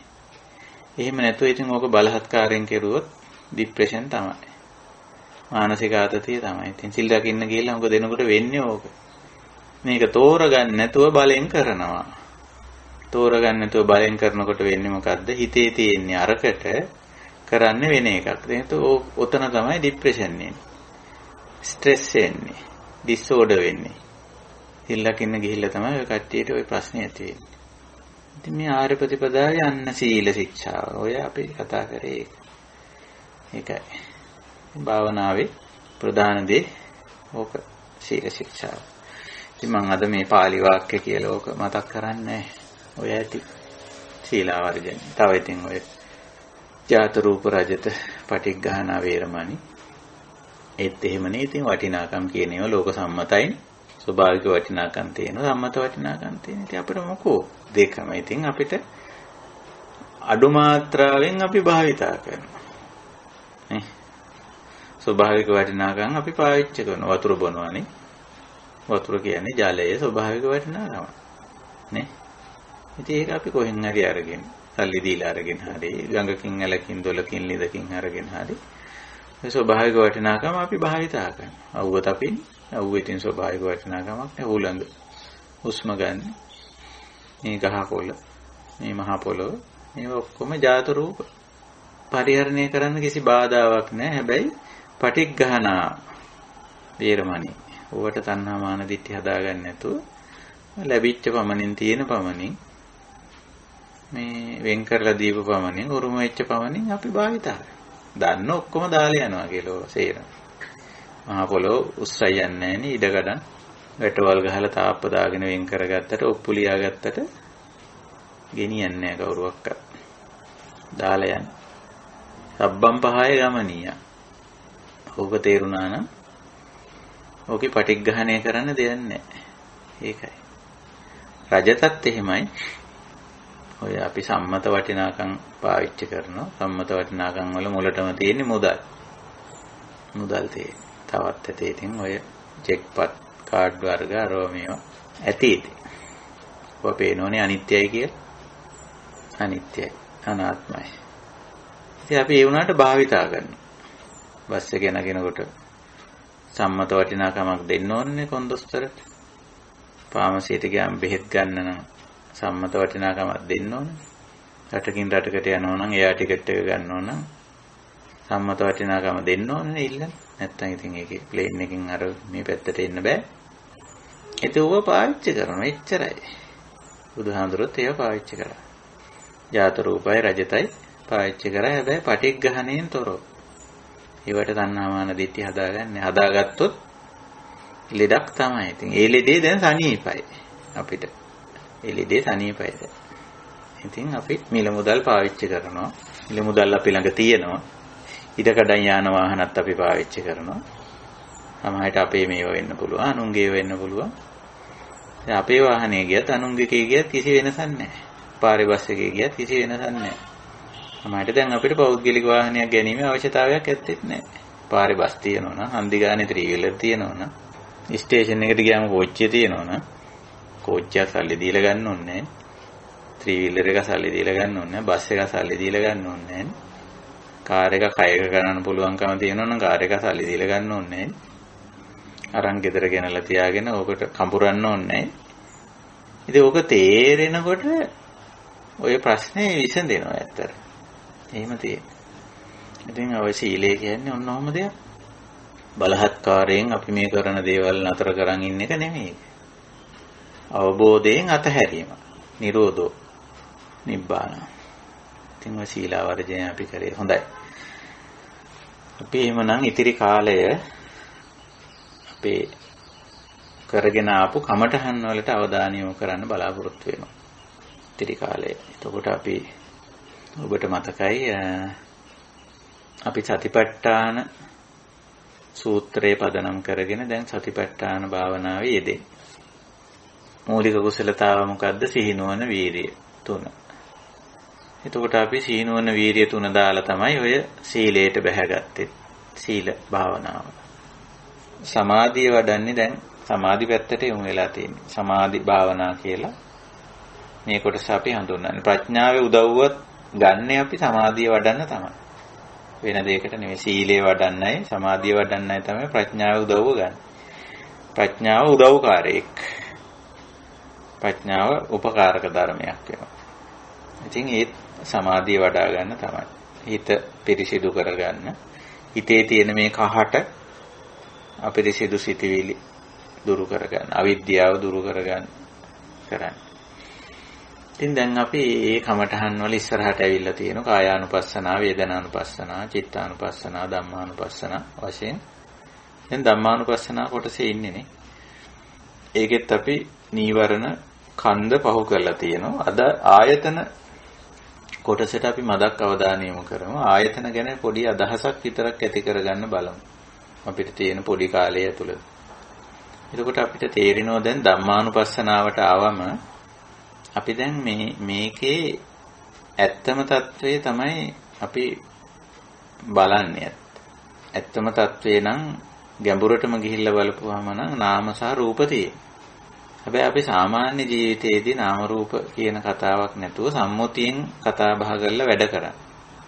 සම්මුතියට ඇවිල්ලා බලපුවාම මේ මිනිස්සුયો ඉන්නෝ, ගෑනු ඉන්නෝ, පිරිමි ඉන්නෝ, ළමා ලපටි ඉන්නෝ, ළමයි, මේ පොඩි ළමයි, තරුණ අය, නව යෞවන අය, වැඩිහිටි අය, මහල්ලු, ස්ත්‍රීන්, පුරුෂයන්, මෙන්න ගිහි අය, මෙන්න පැවිද්දෝ. එක જાතියේ අය ඉන්නවා සම්මුතික වශයෙන් ගත්තා. ඉතින් අපි මේ සම්මුතික විවාහාරයේ අතාරින්නෙත් නෑ. ඒ කියන්නේ සම්මුතික විවාහාරයේ අතාරින්න බැරි. මම පරමාර්ථයට ගිහිල්ලා හිටියට අනිත් එක්කෙනා සම්මුතියේ. ඉතින් පරම සත්‍යයෙන් ගනුදෙනු කරන්න ගියොත් එහෙම අර සම්මුතියේ ඉන්න එක්කෙනා එක්ක මහා පටලැවිලා. දැන් අපි නාම රූප හැටියට පරම සත්‍යයට ගිහිල්ලා හිටියට, දැකලා හිටියට දැන් අර එතෙන්ට ගිහිල්ලා නැති මිනිස්සුත් එක්ක ගනුදෙනු කරන්න වෙන්නේ කොහොමද? සම්මුතික සත්‍යය. නේ? දැන් මට කඩේට ගිහිල්ලා මේ නාම රූප ටිකක් දෙන්න කියලා කියන්න බෑනේ. මේ නාම රූප කිලෝ දෙකක් දාලා දෙන්න කියලා. කඩේ මුදලාලි කිය මේ මෙහි නෑ ඒ අංගොඩ යන්න කියලා නැත්නම් මානසික රෝහලකටවත් යන්න කියලා. නෑ කඩේට ගියාම අලලුණු පරිප්පු කිරිපිටි ඉල්ලන්න වෙනවා. ඒ සම්මුතික විවාහාරය ඒව තමයි. සම්මුතියේ තියෙන්නේ නාම රූප නෙවෙයි. සම්මුතියේ තියෙන්නේ ඒ සම්මුතික වෝහාර පඤ්ඤත්ති සම්මුති නේ. ඒවට නාම රූප කියන්නේ නැහැ. ඒවට කියන්නේ ගෑනු මිනිස්සු, ද්‍රව්‍ය භාණ්ඩ වස්තු, යාන වාහන, ගෙවල් දොර, ඉඩකඩ, ඇඳුම් පැළඳුම්, කෑම බීම. ඉතින් ඒ භාෂාවෙන් එතන කතා කරන්නත් ඕනේ. ඒ භාෂාව ඒක විවහාර කරන්නත් ඕනේ. ඒකයි වෝහාරමත්තේන සෝහරయ్యම්. රහතන් වහන්සේලාගේ හැටි කිව්ව බුදුහාමුදුරුවෝ දෙවියෙකුට. එහෙම තමයි රහත් උනත් එහෙම තමයි. විවහාර මාත්‍රෙන් විවහාර කරන්න ඕන. මොකද ඔක්කොම රහත් වෙලා නැහැ. ඔක්කොම පරම සත්‍යය ස්පර්ශ කරලා නැහැ. ඒකයි. නමුත් දැන් අපි පරම සත්‍ය ස්පර්ශ කරගන්න ඕන. නැත්තම් සම්මුතියට හිර වෙලා යට වෙලා ඒකේ ගැත්තෝ බැලියෝ වෙලා දාසයෝ වෙලා දුක් විඳින පටන් ගන්නවා. ওই දුක එන්නේ ඔන්නෝක ඇතුලේ තමයි. සම්මුතියට හිර වෙනවා. සම්මුතිය උපාදාන කරනවා. සම්මුතියට යට වෙනවා. යට වෙලා ඉතින් සම්මුතියේ බැලියෝ වෙනවා. ගැත්තෝ වෙනවා, දාසයෝ වෙනවා. දාසෝ, තණ්හා දාසෝ. එහෙම වෙනවනේ. එතකොට ඉතින් ඔය ගැටලුව හැදෙනවා. ඒක නිසා සම්මුතිය ඔහෙ තිබ්බදෙන් සම්මුතිය ඇතුලේ ඇති. සම්මුතික සත්‍යය තුල ඉන්නවා මේ මිනිස්සුયો ඉන්නවා. ස්ත්‍රීන්, පුරුෂයන් ඉන්නවා, අම්මා ඉන්නවා, තාත්තා ඉන්නවා. ස්වාමි පුරුෂයා ඉන්නවා, භාර්යාව ඉන්නවා, දරුවෝ ඉන්නවා. යාළු මිත්‍රයෝ ඉන්නවා, පැවිද්දෝ ඉන්නවා, ගිහියෝ ඉන්නවා. නොඒකයි ඉන්න සම්මුතිය. නමුත් සම්මුතිය ඇතුලේ අපි පරම తත්වය, යථා తත්වය, යථා භූතය දකින්න. ඒකයි අපි මේ යථා භූත ඥාන දර්ශන කියලා. මේකට උපකාරී වෙන සාකච්ඡා මාලාවකුත් අපි ගෙනියන්නේ ඒක. යථා භූත ඥාන දර්ශන. ඇතිතතු දැකීම. මේක ඇතිතතු තේරුම් ගන්නවා. දැන් භාවනාවේදී කරන්නේ ඇතිතතු දැකීම තමා තුළින්. ඉතින් අපි පහුගිය අවස්ථාවේ මේ කන්ද පංචස්කන්ධ දැක්කා. පංචස්කන්ධ විදියට නෙවෙයිනේ සම්මුතියේ තියෙන්නේ. සම්මුතියේ තියෙන්නේ ගෑනු, පිරිමි, ළමා, ලපටි, සතුන්. ඔහොමනේ කියන්නේ. මොකද අපි ඒ ඔක්කොම අතහැරලා බලපුවාම පේනවා පංචස්කන්ධ තියෙන රූප, වේදනා, සංඥා, සංකාර, විඥාන. කඳු පහක් තියෙන කියලා. ඉතින් කඳු පහ නිකම්ම දැක්ක නෙවෙයි අනිච්චං අනත්තා විපරිණාමෝ සමුදයෝ අයෝ පටිච්ච සමුප්පන්නෝ. ඒ විදිහට දැකලා තියෙන්නේ දැන්. එතකොට කඳුත් නිට්ටය නෑ. කඳු පහත් අනිත්‍යයි. අනත්තා. අපි සම්මුතික විවාහාරයේදී නම් කියන්නේ අපිට ඕන හැටියට අපි කැමති විදිහට මේවා කෙරෙන්න ඕන කරන්න පුළුවන් මොකද බැරි. ඉතින් උඩ පැනගෙන දඟලනවා. දැන් පරම සත්‍යයට ගිහිල්ලා බලුවම ඉව නිකන් හිස් ප්‍රලාප නේ. දඟලනවා ඉතින් මහන්සි වෙනවා. ඒතම් මම ඒසෝ හමස්මි ඒසෝ මේ අත්තා. ඕකනේ ඔය හැමෝගෙම පම්පෝරි කතා. ඒතම් මම නේ. ඒසෝ හමස්මි ඒසෝ මේ අත්තා. ඔය ලොකුවට කතා කරන්නේ. මම මගේ මට ඕන හැටියට මං කැමති විදියට මං කැමති දාක් කාලයක් අපිට ඕන විදියට අපි කැමති විදියට අපි කැමති දාක් කාලයක් මේවා මේ විදියට තියෙනවා. පරම සත්‍යයට ගිහිල්ලා බලපුවම මොකද තත්ත්වේ? නේතම්මව නේසෝ හමස්මි නමේසෝ අත්තාති ඒව මේතං සම්මප්පඤ්ඤාය යථා භූතං සම්මප්පඤ්ඤාය දට්ඨබ්බං. ඇත්ත తත්වයේ මනානුවණට තේරෙනවා. නේතම්මම නේසෝ හමස්මි නමේසෝ අත්තා ඉති. අන්න ඇත්ත తත්වේ. එතකොට අර දැඟලිල්ල නතර වෙනවා. දැඟලිල්ල නතර වෙනවා. පීඩාව ඉවර වෙනවා. නිරෝධෝ. ඉතින් ඔතෙන්ට තේරෙන්න ඕන පරම සත්‍යය මේ තේරුම් ගන්න. ඉතින් අපි ඔය කන්ද කොටස පහුගිය භාවනා වැඩමුළුවේදී මම තේරුම් කරලා අවසන් කරා. අද අපි අවධානය යොමු කරන්නේ ආයතන පබ්බේ. ඒ කියන්නේ දීර්ඝ වශයෙන් කතා කරන්න අපිට අවස්ථාවක් නොලැබේ. නිකන් ආයතන කියන එක දල වශයෙන් නිකන් තේරුම් අරගෙන ආයතන දකින්නනේ අපි උත්සාහ කරන්නේ. මොකද මේ ආයතන කියන්නේ? ආයතන සාමාන්‍යනොත් අපි ආයතන කියන වචනේ අපේ මේ සිංහල රටේ විවහාරය. රාජ්‍ය ආයතන, පෞද්ගලික ආයතන. කොහොම දෙකක් තියෙනවා අපේ රටේ. ආයතන දෙකට බෙදලා තියෙනවා. රාජ්‍ය ආයතන, පෞද්ගලික ආයතන කියලා පාවිච්චි කරනවා. කොහොමත් ආයතන තියෙනවා. නමුත් මේ අපි ධර්ම මාර්ගයේ ආයතන 6ක් තියෙනවා. ඒවා රාජ්‍යද පෞද්ගලිකද මන් දන්නේ. සලායතන, චක්ඛායතන, සෝතායතන, ගාහනායතන, ජීවහායතන, කායායතන, මනායතන කියලා. ආයතන 6ක් තියෙනවා. ආයතනයක ස්වરૂපය ආයතනයක් කියලා කියන්නේ තනි ඒකකයක් යුනිට් එකක් නෙවෙයි. කීපයක් එකට ක්‍රියාත්මක වීමක් ආයතනයක් කියලා කියනවා. කීපයක් එකට ක්‍රියාත්මක වෙන. කීප දෙනෙක් එකතු වෙලා එකට ක්‍රියාත්මක වෙනකොටනේ ආයතනයක් කියන්නේ. පෞද්ගලික ආයතනයක් කිව්වම එතන පිරිසක් ඉන්නවා. එකට එකතුවක් තියෙනවා ඒගොල්ලන්ගේ. එකට ක්‍රියාත්මක වීමක් තියෙනවා. නේ? ඒකයි. මේ ආයතනේ ඉන්ස්ටිටියුට් එක. එහෙනම් අපි කියන මේ සලායතන වලත් ඒ ලක්ෂණේ තමයි තියෙන්නේ. එකට වැඩ කරනවා. කීප දෙනෙක්. කවුද මේ කීප දෙනා? නාමංච රූපංච. නාම රූප. ඉතින් ඔය ආයතන 6ේම වැඩ කරන්නේ එකම කට්ටිය. ආයතන 6ේම. චක්කායතනේ ගමු. චක්කායතනේ. චක්කු ආයතනේ. මොකද්ද චක්කායතනේ තියෙන්නේ? චක්කුංච රූපේච චක්කු විඥාන. අඩුම ගානේ ඔය 3 දෙනෙක් ඉන්න ඕන චක්කු ආයතනේ වෙන්නේ. ඉතින් ඕක වැඩ කරනකොට අපි කියන්නේ පේනවා, බලනවා කියලා. ඒක ඕක කොච්චරවත් වැඩනේ. එක්ක පේනවා නැත්තම් බලනවා. චක්කායතනේ. ස්වභාවිකයිනේ. ධර්මතාවක්. ඔන්න දැන් ධම්මානුපස්සනාවේදී අපි දකින්නේ මේක ධර්මතාවක් හැටියට. ආයතනයේ ධර්මතාවක් හැටියට දකින්න. අපි සූත්‍රයට පසුවට යමු.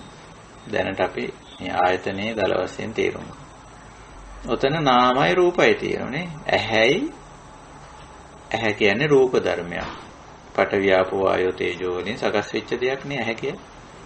ඇහැට පේන රූපය කියන එක දිගක් පළලක් උසක් මහතක් තියෙන වර්ණයක් තියෙන හැඩයක් තියෙන එකක් මොකක් හරි රූපකායක් හරි ගහක් ගලක් හරි වේවා ස්ත්‍රී පුරුෂ ශරීරයක්, සත්ව ශරීරයක් මොකක් හරි වේවා රූප ඇහැට පේනවා. ඉතින් රූප ධර්මයක් ඒක. ඇහත් රූප ධර්මයක්. දැන් රූප ධර්ම දෙකයි. දෙක එකට සම්බන්ධ වුණාම, ලං වුණාම, කිට්ටු වුණාම, හමු වුණාම චක්කුංච පටිච්ච රූපේච. පටිච්ච කිව්වම එයා මෙයා ළඟට ගියාද, මෙයා එයා ළඟට ගියාද දන්නේ නැහැ. කොහොම හරි දෙන්න මොන ගැහුවා. ඇහැයි රූපය. රූපය ඇහැ ළඟට ආවද, ඇහැ රූපේ ළඟට ගියාද අපි දන්නේ නැහැ. කොහොම හරි ඒක අපිට අදාළ නැහැ. චක්කුංච පටිච්ච රූපේච දෙක මුණ ගැහුනම උප්පජ්ජති ඔන්න නාම ධර්මයක් හටගන්නවා.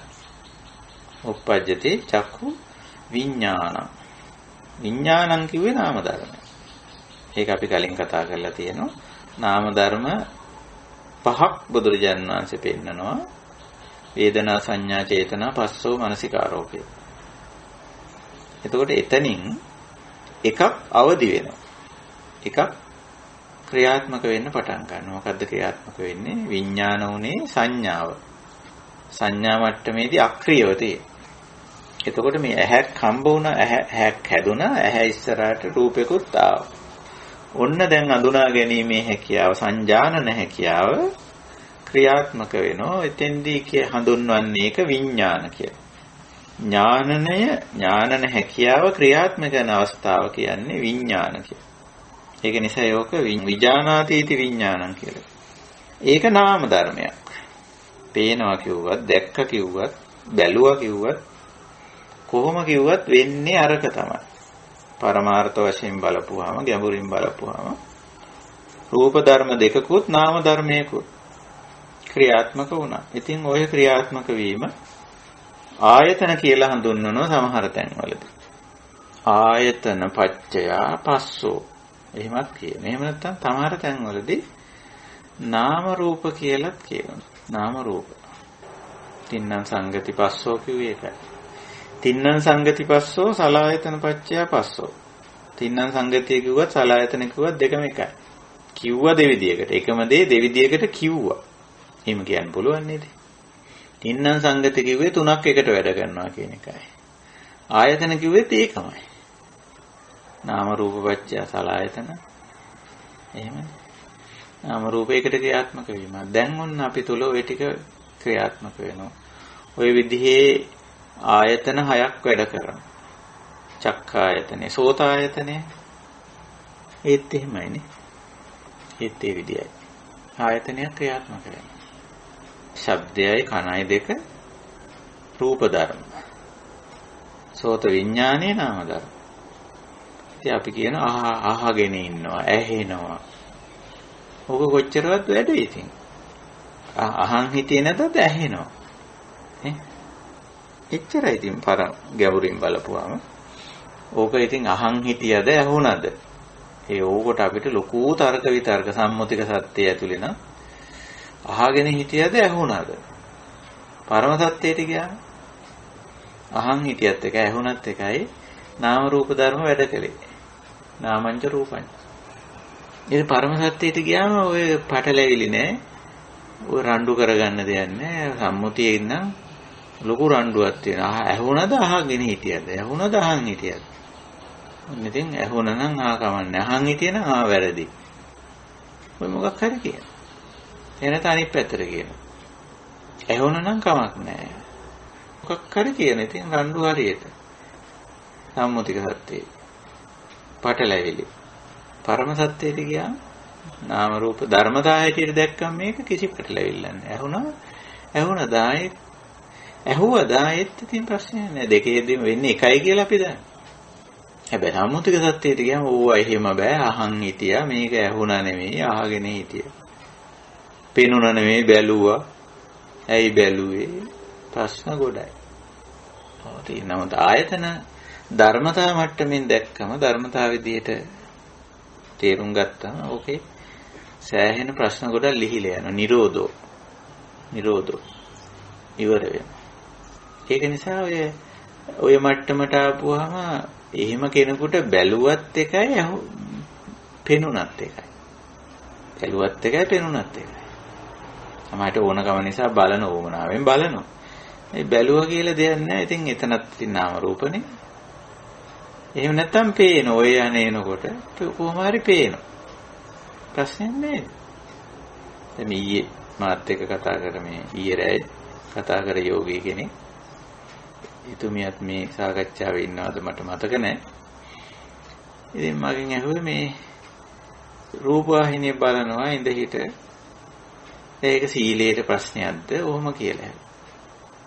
බැලුවත් මොකෝ පේනුනත් මොකෝ මේ මට්ටමට ධම්මානුපස්සනා මට්ටමට ආවෙන් පස්සේ මේක හුදු ධර්මතාවයක්. සමහර වෙලාවට බලනවා නිවුස් බලනවා මොකද වෙලා තියෙන්නේ ආදි වශයෙන් කියලා බලන්න ඉඩ තියෙනවා. සමහර වෙලාවට පේනවා ඉතින් පේන ඇස්නෙවති. ඉතින් දෙකේදීම අපි ධම්මානුපස්සී විහෙරති ධම්මේසු ධම්මානුපස්සී විහෙරති නම් මේ වෙලාවේ මම බැලුවත් චක්කුංච පටිච්ච රූපේච උප්පද්දති චක්කු විඥාන බැලුවා පෙනුණත් ඒකමයි චක්කුංච පටිච්ච රූපේච උප්පද්දති චක්කු විඥාන. ඉතින් ඔතනින් නතර කරගත්තා නම් දිත්තේ දිත්තමත්තන් ඉවරයිනේ. ආයෝග දැන් මේ මම රූපවාහිනිය බලනවා මට පේනවා අපේ ගෙදර ටීවී එක දාලා තියෙනවා මේක ප්‍රශ්නයක්ද ප්‍රශ්නයක් නේද ප්‍රශ්නයක් නෙවෙයි. තමන් මේක ගැඹුරින් අවබෝධ කරගෙන තියෙනවනම් ආයතන ක්‍රියාකාරීත්වයක් විතරයි. චක්ඛායතනේ ක්‍රියාත්මක කෙරුවා ක්‍රියාත්මක වුණා හරි කෙරුවා හරි දිට්ඨ දැකීම. ඉතින් දිට්ඨ මත්තන් ඉවර කරගන්න පුළුවන් නේ. අවසන් කරගන්න පුළුවන්. ඉවරයි. සුතේ සුත මත්තන්. චක්කා සෝත ආයතනේ ක්‍රියාත්මක වුණා. ක්‍රියාත්මක වෙනවා. ඒක ආයතනේ නිට්ටය නෑ අනිත්‍යයි. ආත්ම නෑ අනාත්මයි. නේ? ඉතින් අනාත්ම ධර්මතාවයක් මේ ක්‍රියාත්මක වෙන්නේ. ඔන්න ඔය විදිහට ගාහන ආයතනෙ ගඳක් සුවඳක් විඳ හරි දැනුණ හරි මොකක් හරි ජීව ආයතනෙ රසයක් දැනුණා කද්දි එන නැත්නම් රස බැලුවා රස බලන්න ඕන නිසා ලුණු ඇද්ද මදිද ඇඹුල් ඇද්ද මදිද කියලා බලන්න තකහණියක් බැලුවා එහෙම නැත්නම් කද්දි දැනුණා ඉතින් මොකද ජීවහංච පටිච්ච රසේච උප්පජ්ජති ජීවහා විඥාන. ඔච්චරයි. ආයතනේ ක්‍රියාත්මක වුණා. මුතේ මුත මත්තං. නේ? පොට්ටබ්බේ දැනුණ ස්පර්ශයේ දැනුණ වින්ද හරි දැනුණ හරි මොකක් හරි වේවා. ඉතින් මේ ආයතන ක්‍රියාකාරීත්වය ධර්මතාවයක් හැටියට දැකගත්තා නම් ප්‍රමාණවත්. ආයතන පබ්බේදී ඔහොමයි කරන්නේ. දැන් අපි ධර්මතා මට්ටමින් මේවා යන්නේ ධර්මතා මට්ටමේ කියන්නේ ගැඹුරුම තලයේ දැන් අපි යන්නේ.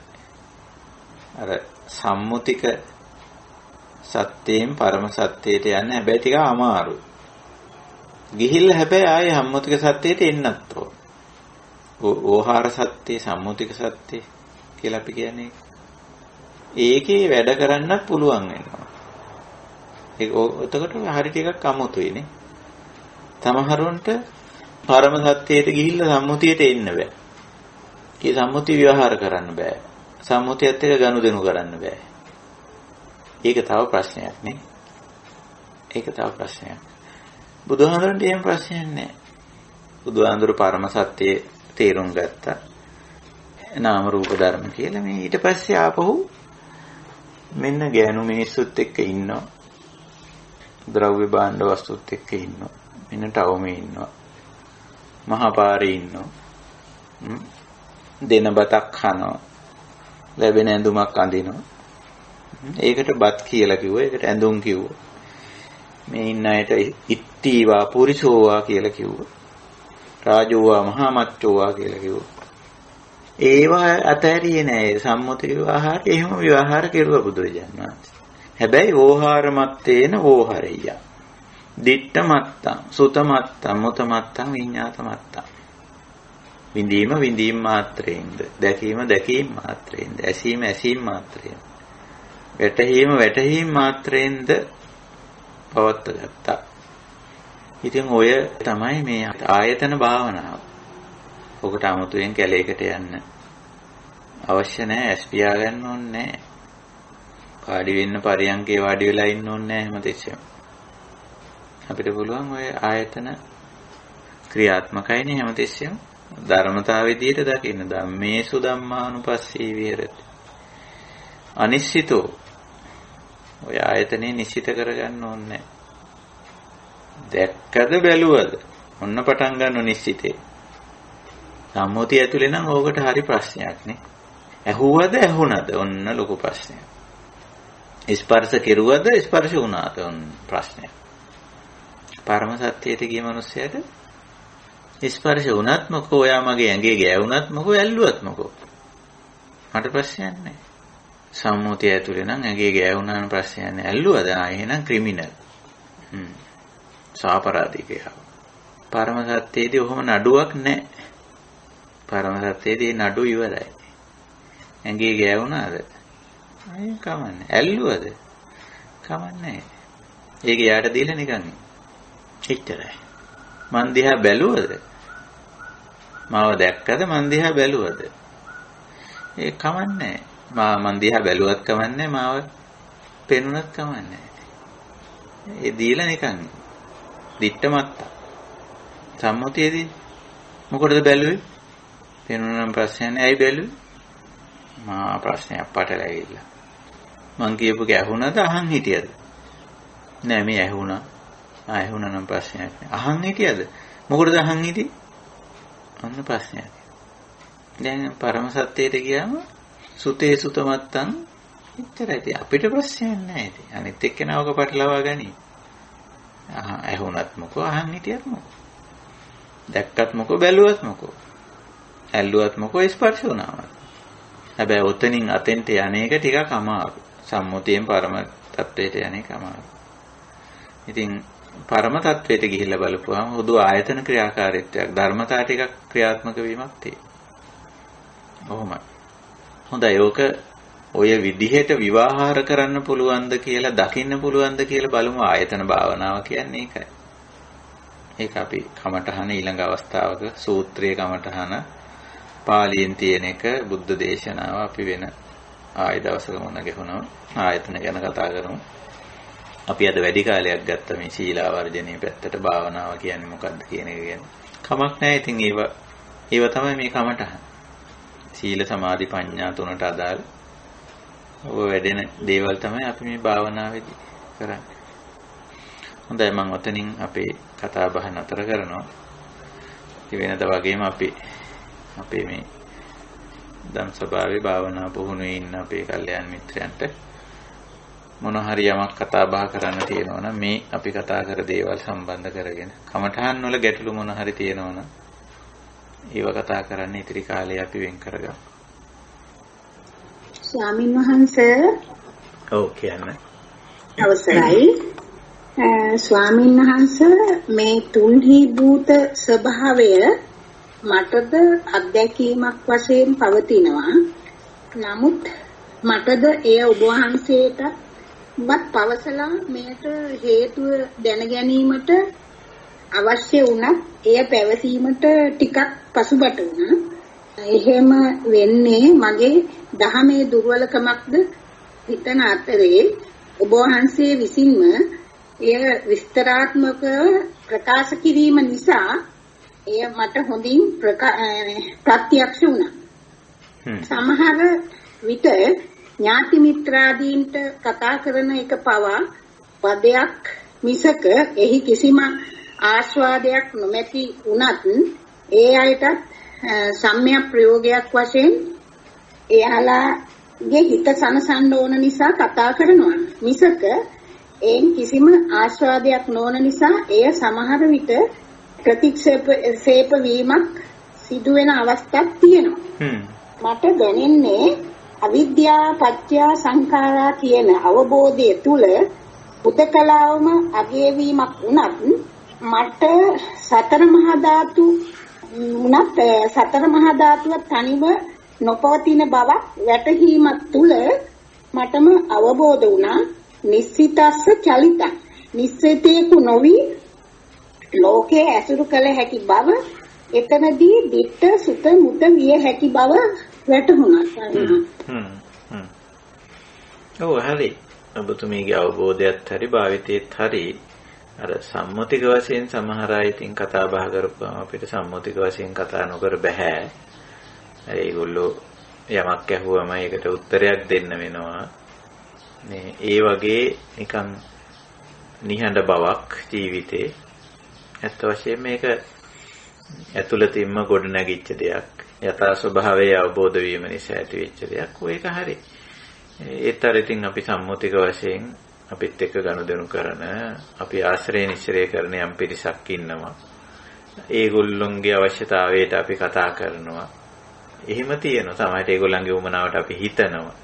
මේක ගැන පොඩ්ඩක් හිතන්න කියලා අපිට බාර දෙනවා සමහර දේවල්. අම්මා මේක ගැන පොඩ්ඩක් හිතලා මට කියන්න මේක ගැන. කිව්වම ඉතින් අපි එයා වෙනුවෙන් පොඩ්ඩක් හිතනවා. අනුන් වෙනුවෙන් පොඩ්ඩක් කතා කරනවා. සමහර වෙලාවට අනුන් වෙනුවෙන් වැඩකේදීලා ඉන්නවා. ඒ වගේ ස්වરૂපයක් යෝගීකුගේ තියෙනවා. ආර්ය කෙනෙකුගේ ආර්ය ශ්‍රාවකයෙක් තුළ එහෙම ලක්ෂණයක් තියෙනවා. නමුත් ඒක අර නිකන් මේ ව්‍යවහාර මාත්‍රයෙන්නේ ව්‍යවහාර මාත්‍රය. ඒකට නිශ්චිත කමක් නැහැ. අනිශ්චිතෝ. නෑ. ඒක හරි. ඒක තමයි අපේ ධර්ම මාර්ගයේ ගියාම තියෙන අත්දැකීම. ඕක ඉතින් අපේ නිහඬ බව විඳිනවා මිසක ඕක ඉතින් ප්‍රකාශ කරන්න ඕනෙත් නැහැ. නමුත් අද මම ඒක පැහැදිලි කරපුවාම ඔබතුමී තුලින් ඒක දුටුවානේ. එහෙමයි. ඒක හරියට ප්‍රත්‍යක්ෂ වුණා. ඔව්. ඒක තමයි ඒක හරි. එතකොට ඒක දැන් ඔන්න මම ඒකයි කිව්වේ ඒක විස්තර කරන වෙලාවෙත් මම කිව්වේ මේ අපේ ඉන්න කල්යාණ මිත්‍රයෝ අතරේ ඔය නිහඬතාවයටපත් වෙච්ච ඇත්තෝ ඇති. ඉතින් අනිත් අයට ඒක සමහර වෙලාවට මොකද මෙයා නිශ්ශබ්ද මොකද මෙයා නිෂ්ක්‍රීය කියන එක ඒගොල්ලන්ට ප්‍රශ්නයක් වුණාට ඒක අපිට ප්‍රශ්නයක් නෑ. මොකද අපි දන්නවා සීල සමාධි ප්‍රඥා ගුණ වැඩිමත් එක්ක ඇතිවෙච්ච නිහඬියාවක් මේ තියෙන්නේ නිෂ්ක්‍රීය භාවය සංහිඳියාවක් සංසුම් බවක් පටිපස්සද්ධිය විවේකයක් මේ වර්ධනය වෙලා තියෙන්නේ කියලා. ඉතින් ඒක ඇතුලේ නිවීම සැනසීම අත්විඳින්මින් අපි ඉන්නවා. මොකටවත් නිශ්චිත වෙලා නැහැ නේ? එහෙමයි. ඒක හරි. ඒක හොඳටම ඔබ වහන්සේගේ දේශනාවෙන් වැටුණා. හැමදේම වහන්සේට ගොඩාක් කුසල්. තෙරුවන් සරණයි. තෙරුවන් සරණයි. ස්වාමීන් වහන්සේ අවසරයි. මම ස්වාමීන් වහන්සේ අහලා තියෙනවා දැන් අපි ආයතන වශයෙන් ගත්තාම ඇස කන නාසය දිව ශරීරය මනස කිව්වම මනස කියන්නේ මොළේට ඒකෙන් කරන්නේ හිතන එක නැත්තම් මතක තියාගන්න එක කියලා. ඒක හරිද ස්වාමීන් වහන්සේ? ඔතන ඇත්තටම අපි දහම පැත්තෙන් ගියාම අපි ධර්මයේ විග්‍රහයට අනුව ගියාම අපි ඔකට කියන්නේ මේ සංඥා කියලා ස්කන්ධ වශයෙන්ොත් නාම ධර්මයක් හැටියට තියෙන්නේ සංඥා කියලා යමක් සංජානනය කරගන්න යමක් තේරුම් ගැනීමේ හැකියාව. ඊට පස්සේ තේරුම් අරගෙන වටහාගෙන අවබෝධ කරගත්ත දේ යම් ප්‍රමාණයකට මතකයේ හිටිනවා. ඇත්තටම මතකයේ අපි විශේෂ ක්‍රම වලින් මතක තියා ගැනීමකුත් අපි කරනවා. මතක තියාගත් විශේෂ ක්‍රමයක් පාවිච්චි කරලා මතක තියාගත්තේ නැත මතක හිටිනවා කියලා අපි සාමාන්‍යයෙන් කියනවා. ඒ කියන්නේ අර සෝබාදහමේම එක්තරා කොටසක් සංඥාව කියලා කියන්නේ. මතකේ රඳනවා. මතක ටික කාලයක් හරි මතකේ රඳා හිටිනවා. ඒක ඉතින් ස්වභාවික සංසිද්ධියක් සෝබාදහමට අයිති දෙයක්. ධර්මතාවයක්. ඉතින් ඒ අපි ඕමනාවෙන් මතක තියාගන්න දේවලුත් තියෙනවා කටපාඩම් කරගෙන ලියාලා තියාගෙන ඒකේ රටාව මතක තියාගෙන අපිට අවශ්‍ය දේවල් එහෙම මතක තියාගන්න ස්වභාවයකුත් තියෙනවා. දැන් බුදුහාමුදුරුවෝ කියලා තියෙනවා ධාරේත කියලා සුණාත ධාරේත කියලා තියෙනවා. ඔව්. මේ ධාරේත කිව්වෙ එතන මතක තියාගන්න කියන එක. අපිට අවශ්‍ය ධර්ම කාරණේ අවශ්‍ය විනය කාරණේ අපි මතක තියාගන්න. මේක මෙහිමයි. මේකේ ස්වභාවය මෙහිමයි. මේකේ හැටි මෙහිමයි. මේක කරන්න ඕන මෙහෙමයි මේක නොකර ඉන්න ඕන මේ විදියට ආදි වශයෙන් කියලා ධර්මයට විනයට අදාළ දේවල් අපි මතක තියාගන්න. ලෝක සම්මතයේ සමහර දේවලුත් අපිට මතක තියාගන්න වෙනවා.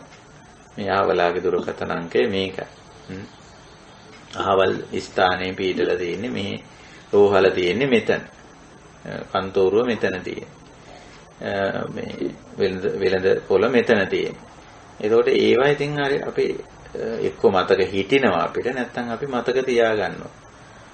මේ එතෙන්ට යන්න ඕන නිසා ඒක භාවිතා කරන්න ඕන නිසා ඒ වගේ සරල මතකයන් අපිට වැදගත් වෙනවා. ඔක්කොම එකතු කරලා ගත්තම අපි කියනවා සංඥා ඛණ්ඩ කියලා. සංඥා ස්කන්ධය කියලා. ඉතින් අපි ඒකට අනිශ්චිතයි. ඔය ස්කන්ධ කොටසදී අපි කතා කරේ ඒකයි. සංඥා ස්කන්ධයක් තියෙනවා අපිට. මතක ගබඩාවක් තියෙනවා. අපි මතක තියාගත්තේ ඒවයි මතකයට වැටිච්ච මතක හිටපු ඒවා කියලා අපි සිංහලෙන් කියන්නේ. මතක හිටපුවයි අපිම මතකේ තියාගත්තේ ඒවයි. ওই දෙකේම එකතුවක් තමයි සංඥා ඛණ්ඩ කියලා කියන සංඥා ස්කන්ධය. ඉතින් එහෙම එකක් තියෙනවා. නමුත් අපි ඒකට අනිශ්චිතයි දැන්. ඒ කියන්නේ එහෙම එකක් තිබුණා කියලා මතක තිබුණයි කියලා ඒක අපිට ප්‍රශ්නයක් නෙමෙයි. දැන් ඉස්සර සමහර දේවල් මතක තිබීම අපිට ගැටලුවක් නේ. ඕක අමතක කරන්න ඕන. අපෝ මතක තියෙන එක හොඳ නෑ. ඕම කියලා අපි සංඥා ස්කන්ධේ ප්‍රශ්නයක් කරගෙන තිබ්බනේ. දැන් අපිට ඒක ප්‍රශ්නයක් නෙමෙයි. අපි ඒක ධර්මතාවයක් විදියට ධම්මානුපස්සීනේ. ඒක ධර්මතාවයක්.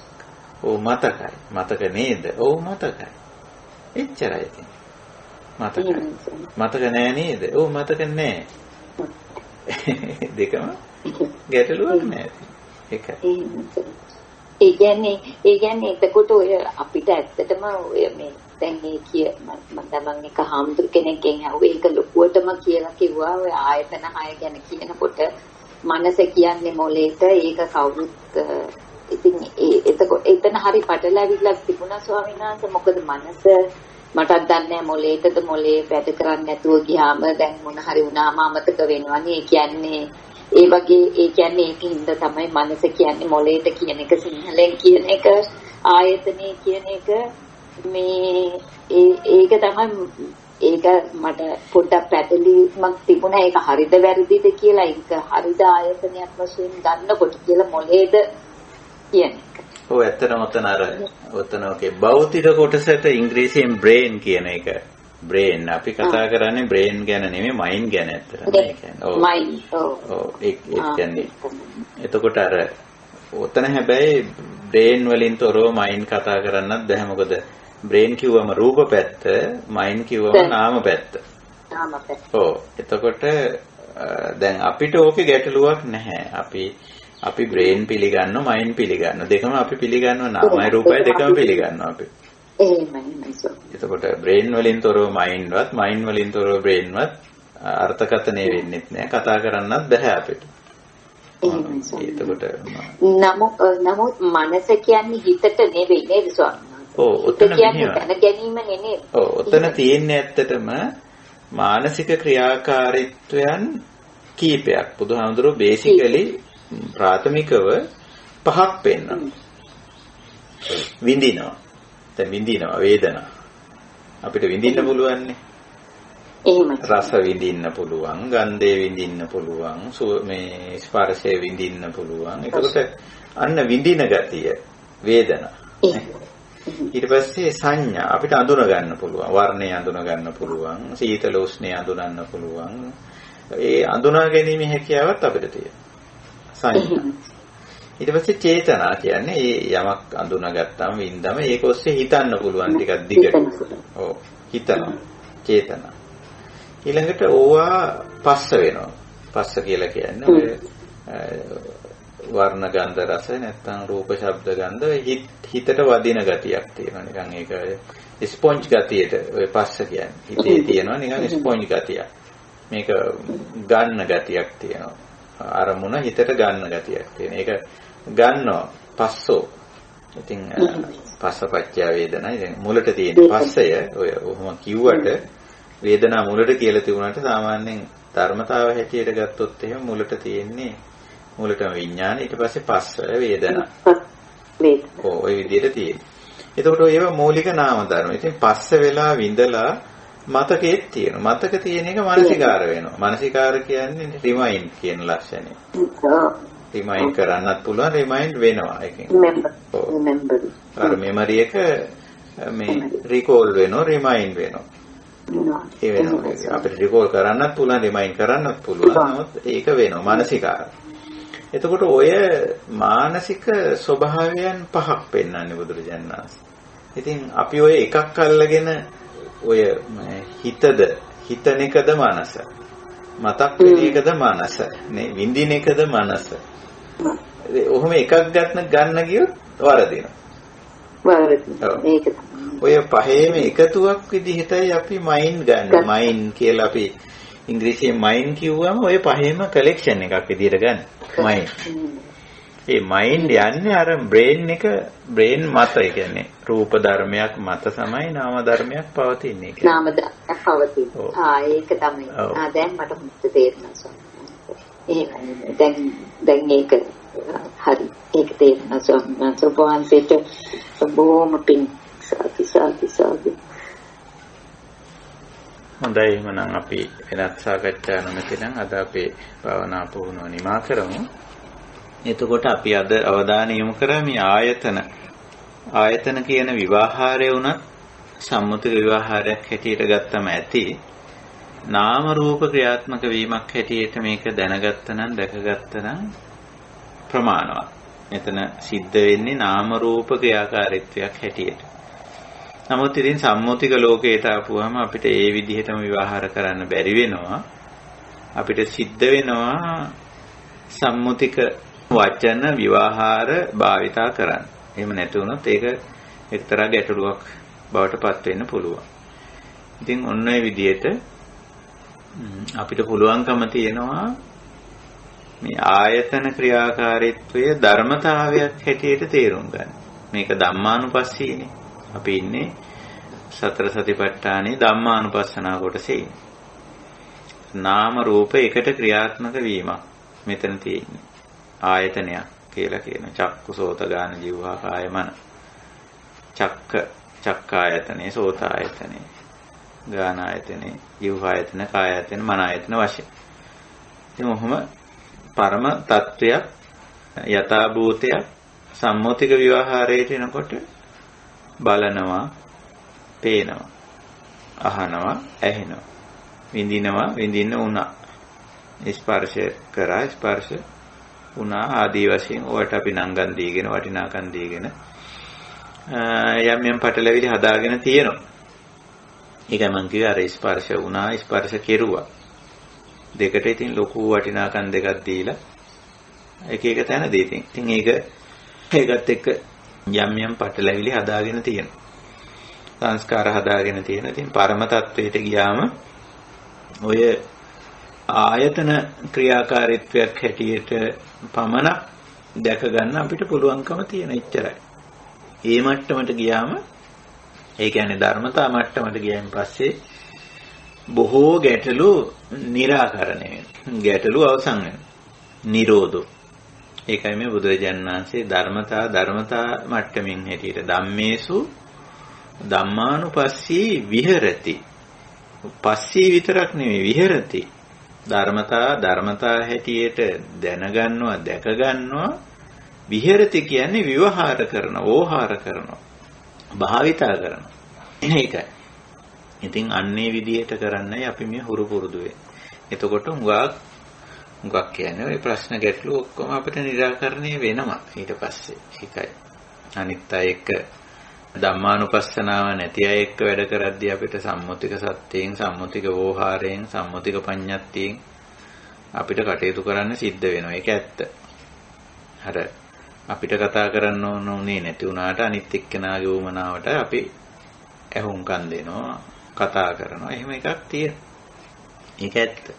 නමුත් අපි පරම සත්‍ය මත පිහිටලා ඉන්නේ. ඒක නිසා අපිට අපේ පැත්තෙන් ගැටලුව විසඳිලා තියෙනවා. අනිත් එක්කෙනාට ගැටලුවක් ඇති. අපේ පැත්තෙන් විසඳිලා තියෙනවා. ඒ අපේ පැත්තෙන් විසඳා ගැනීම තමයි නිරෝධෝ නිබ්බාණං කියලා කියන්නේ.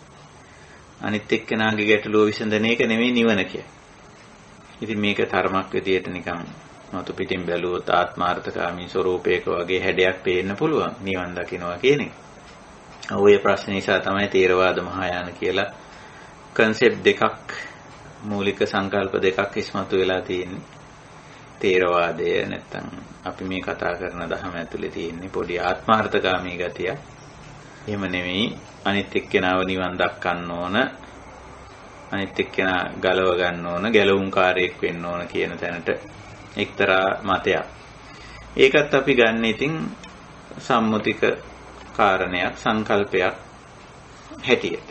නමුත් මේ ධහම තුල අපි යනකොට අපිට තේරෙනවා ගැලවීම, මිදීම, විමුක්තිය තමා තුලින් මේක කරගන්නේ. ඉතින් ඒක හරියට කරගත්ත කෙනා ඉතින් ඒ විදිහයි. ධම්මේසු ධම්මානුපස්සී විහෙරති. අන්තිම වශයෙන් මේවා ධර්මතා හැටියට දැක ගන්නවා. නිකම්ම නෙවෙයි අනිත්‍ය අනාත්ම විදියට දකිනවා. අනිශ්චිතයි. අනිශ්චිතෝ විහෙරති. ධම්මානුපස්සී අනිශ්චිතෝ විහෙරති. ධර්මතා හැටියට දැකගෙන නිශ්චිත වීමක් නෑ, අනිශ්චිත වාසයක් තියෙනවා. ඕක තමයි, උතන තමයි නිවීම, උතන තමයි දැනසීම තියෙන, උතන තමයි විමුක්තිය, ගැලවීම, නිබ්බාන තියෙන්නේ. ඒක තමයි. ඉතින් එතෙන්ට එන්න තමයි අපි මේ කමඨාන් කතා කරන්නේ. හොඳයි. අපි අදට ඔහොම නතර වෙනවා. ඉතින් ඊළඟට අපි ආයි මුණ ගැහෙන්නේ සිකුරාදාවේ. මම හිතන්නේ අපි එදාට කෙරෙන්නේ අපේ ප්‍රඥා භාවනා කොටස. බුද්ධ දේශනා, සූත්‍ර දේශනා පදනම් කරගෙන ධර්මකාරණා විග්‍රහ කර ගැනීමක් කරන්නේ. අපි සබ්බාසව සූත්‍රයේ තවත් ටිකක් ආසව ගැන කතා කරන්න අදහසක් තියෙනවා.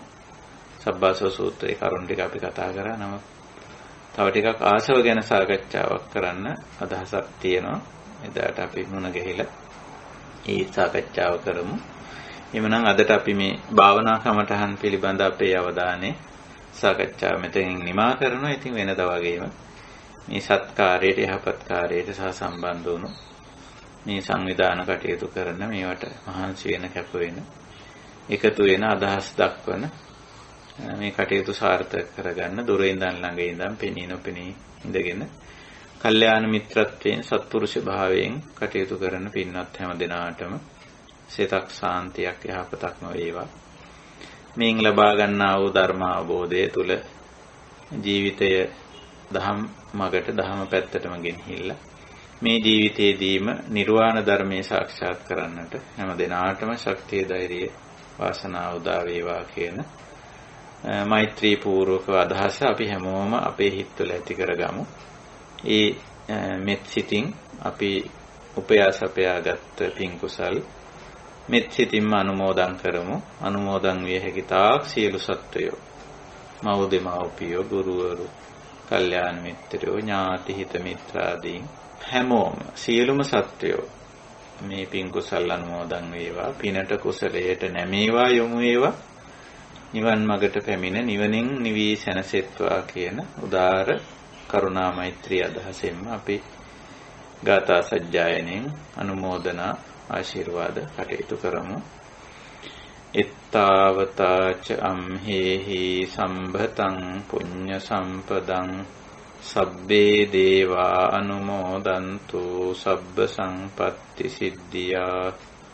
ආකාසට්ටා ච බුම්මට්ටා දේවා නාග මහිද්దికා පුඤ්ඤන්තං අනුමෝදිත්වා චිරං රක්ඛන්තු ශාසනං චිරං රක්ඛන්තු දේශනං චිරං රක්ඛන්තු මං පරන්ති.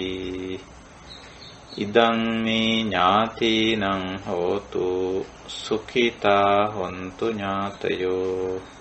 සබ්බේ සත්තාච භූතාච හිතාච අහිතාච මේ අනුමෝදිත්වා ඉමං පුඤ්ඤං බෝධයන්තු සිවං පදං.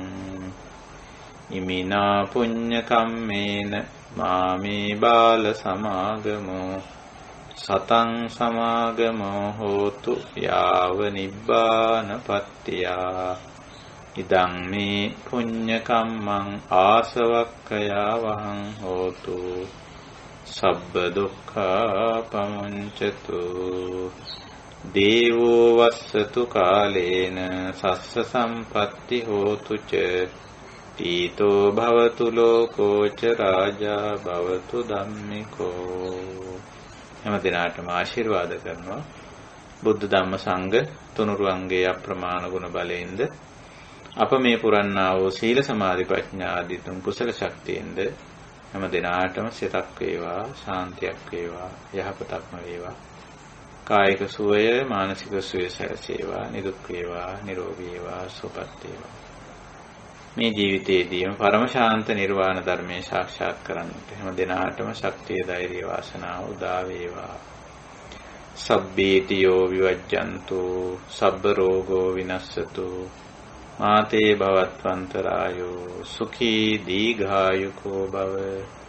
අභිවාදන සීලිස්ස නිච්ඡං වුද්ධාපචායිනෝ චත්තාරෝ ධම්මා වඩ්ඩಂತಿ ආයුවන්නෝ සුඛං බලං ආයුරාෝග්‍ය සම්පatti සග්ග සම්පatti මේවච අතෝ නිබ්බාන සම්පatti ඉමිනාතේ සමිජ්ජතු.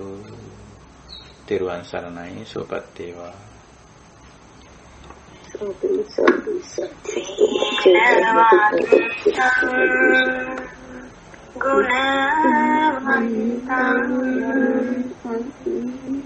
පුඤ්ඤං කෙත්තං අන්තරං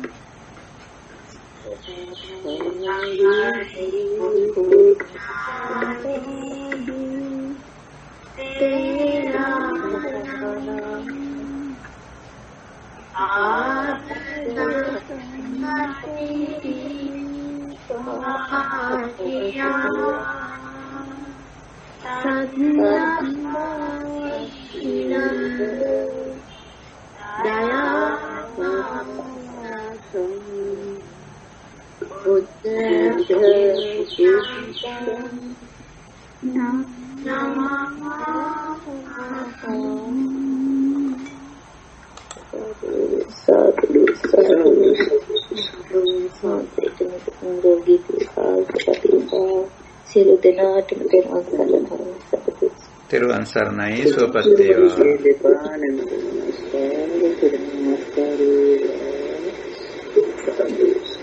වහන්සේගේ දෙපා වැඳ නමස්කාර කරමි. ඔබ වහන්සේට නිදුක් නිරෝගී භාවයමත්පත් වේවා. තෙරුවන් සරණයි. සුවපත් වේවා.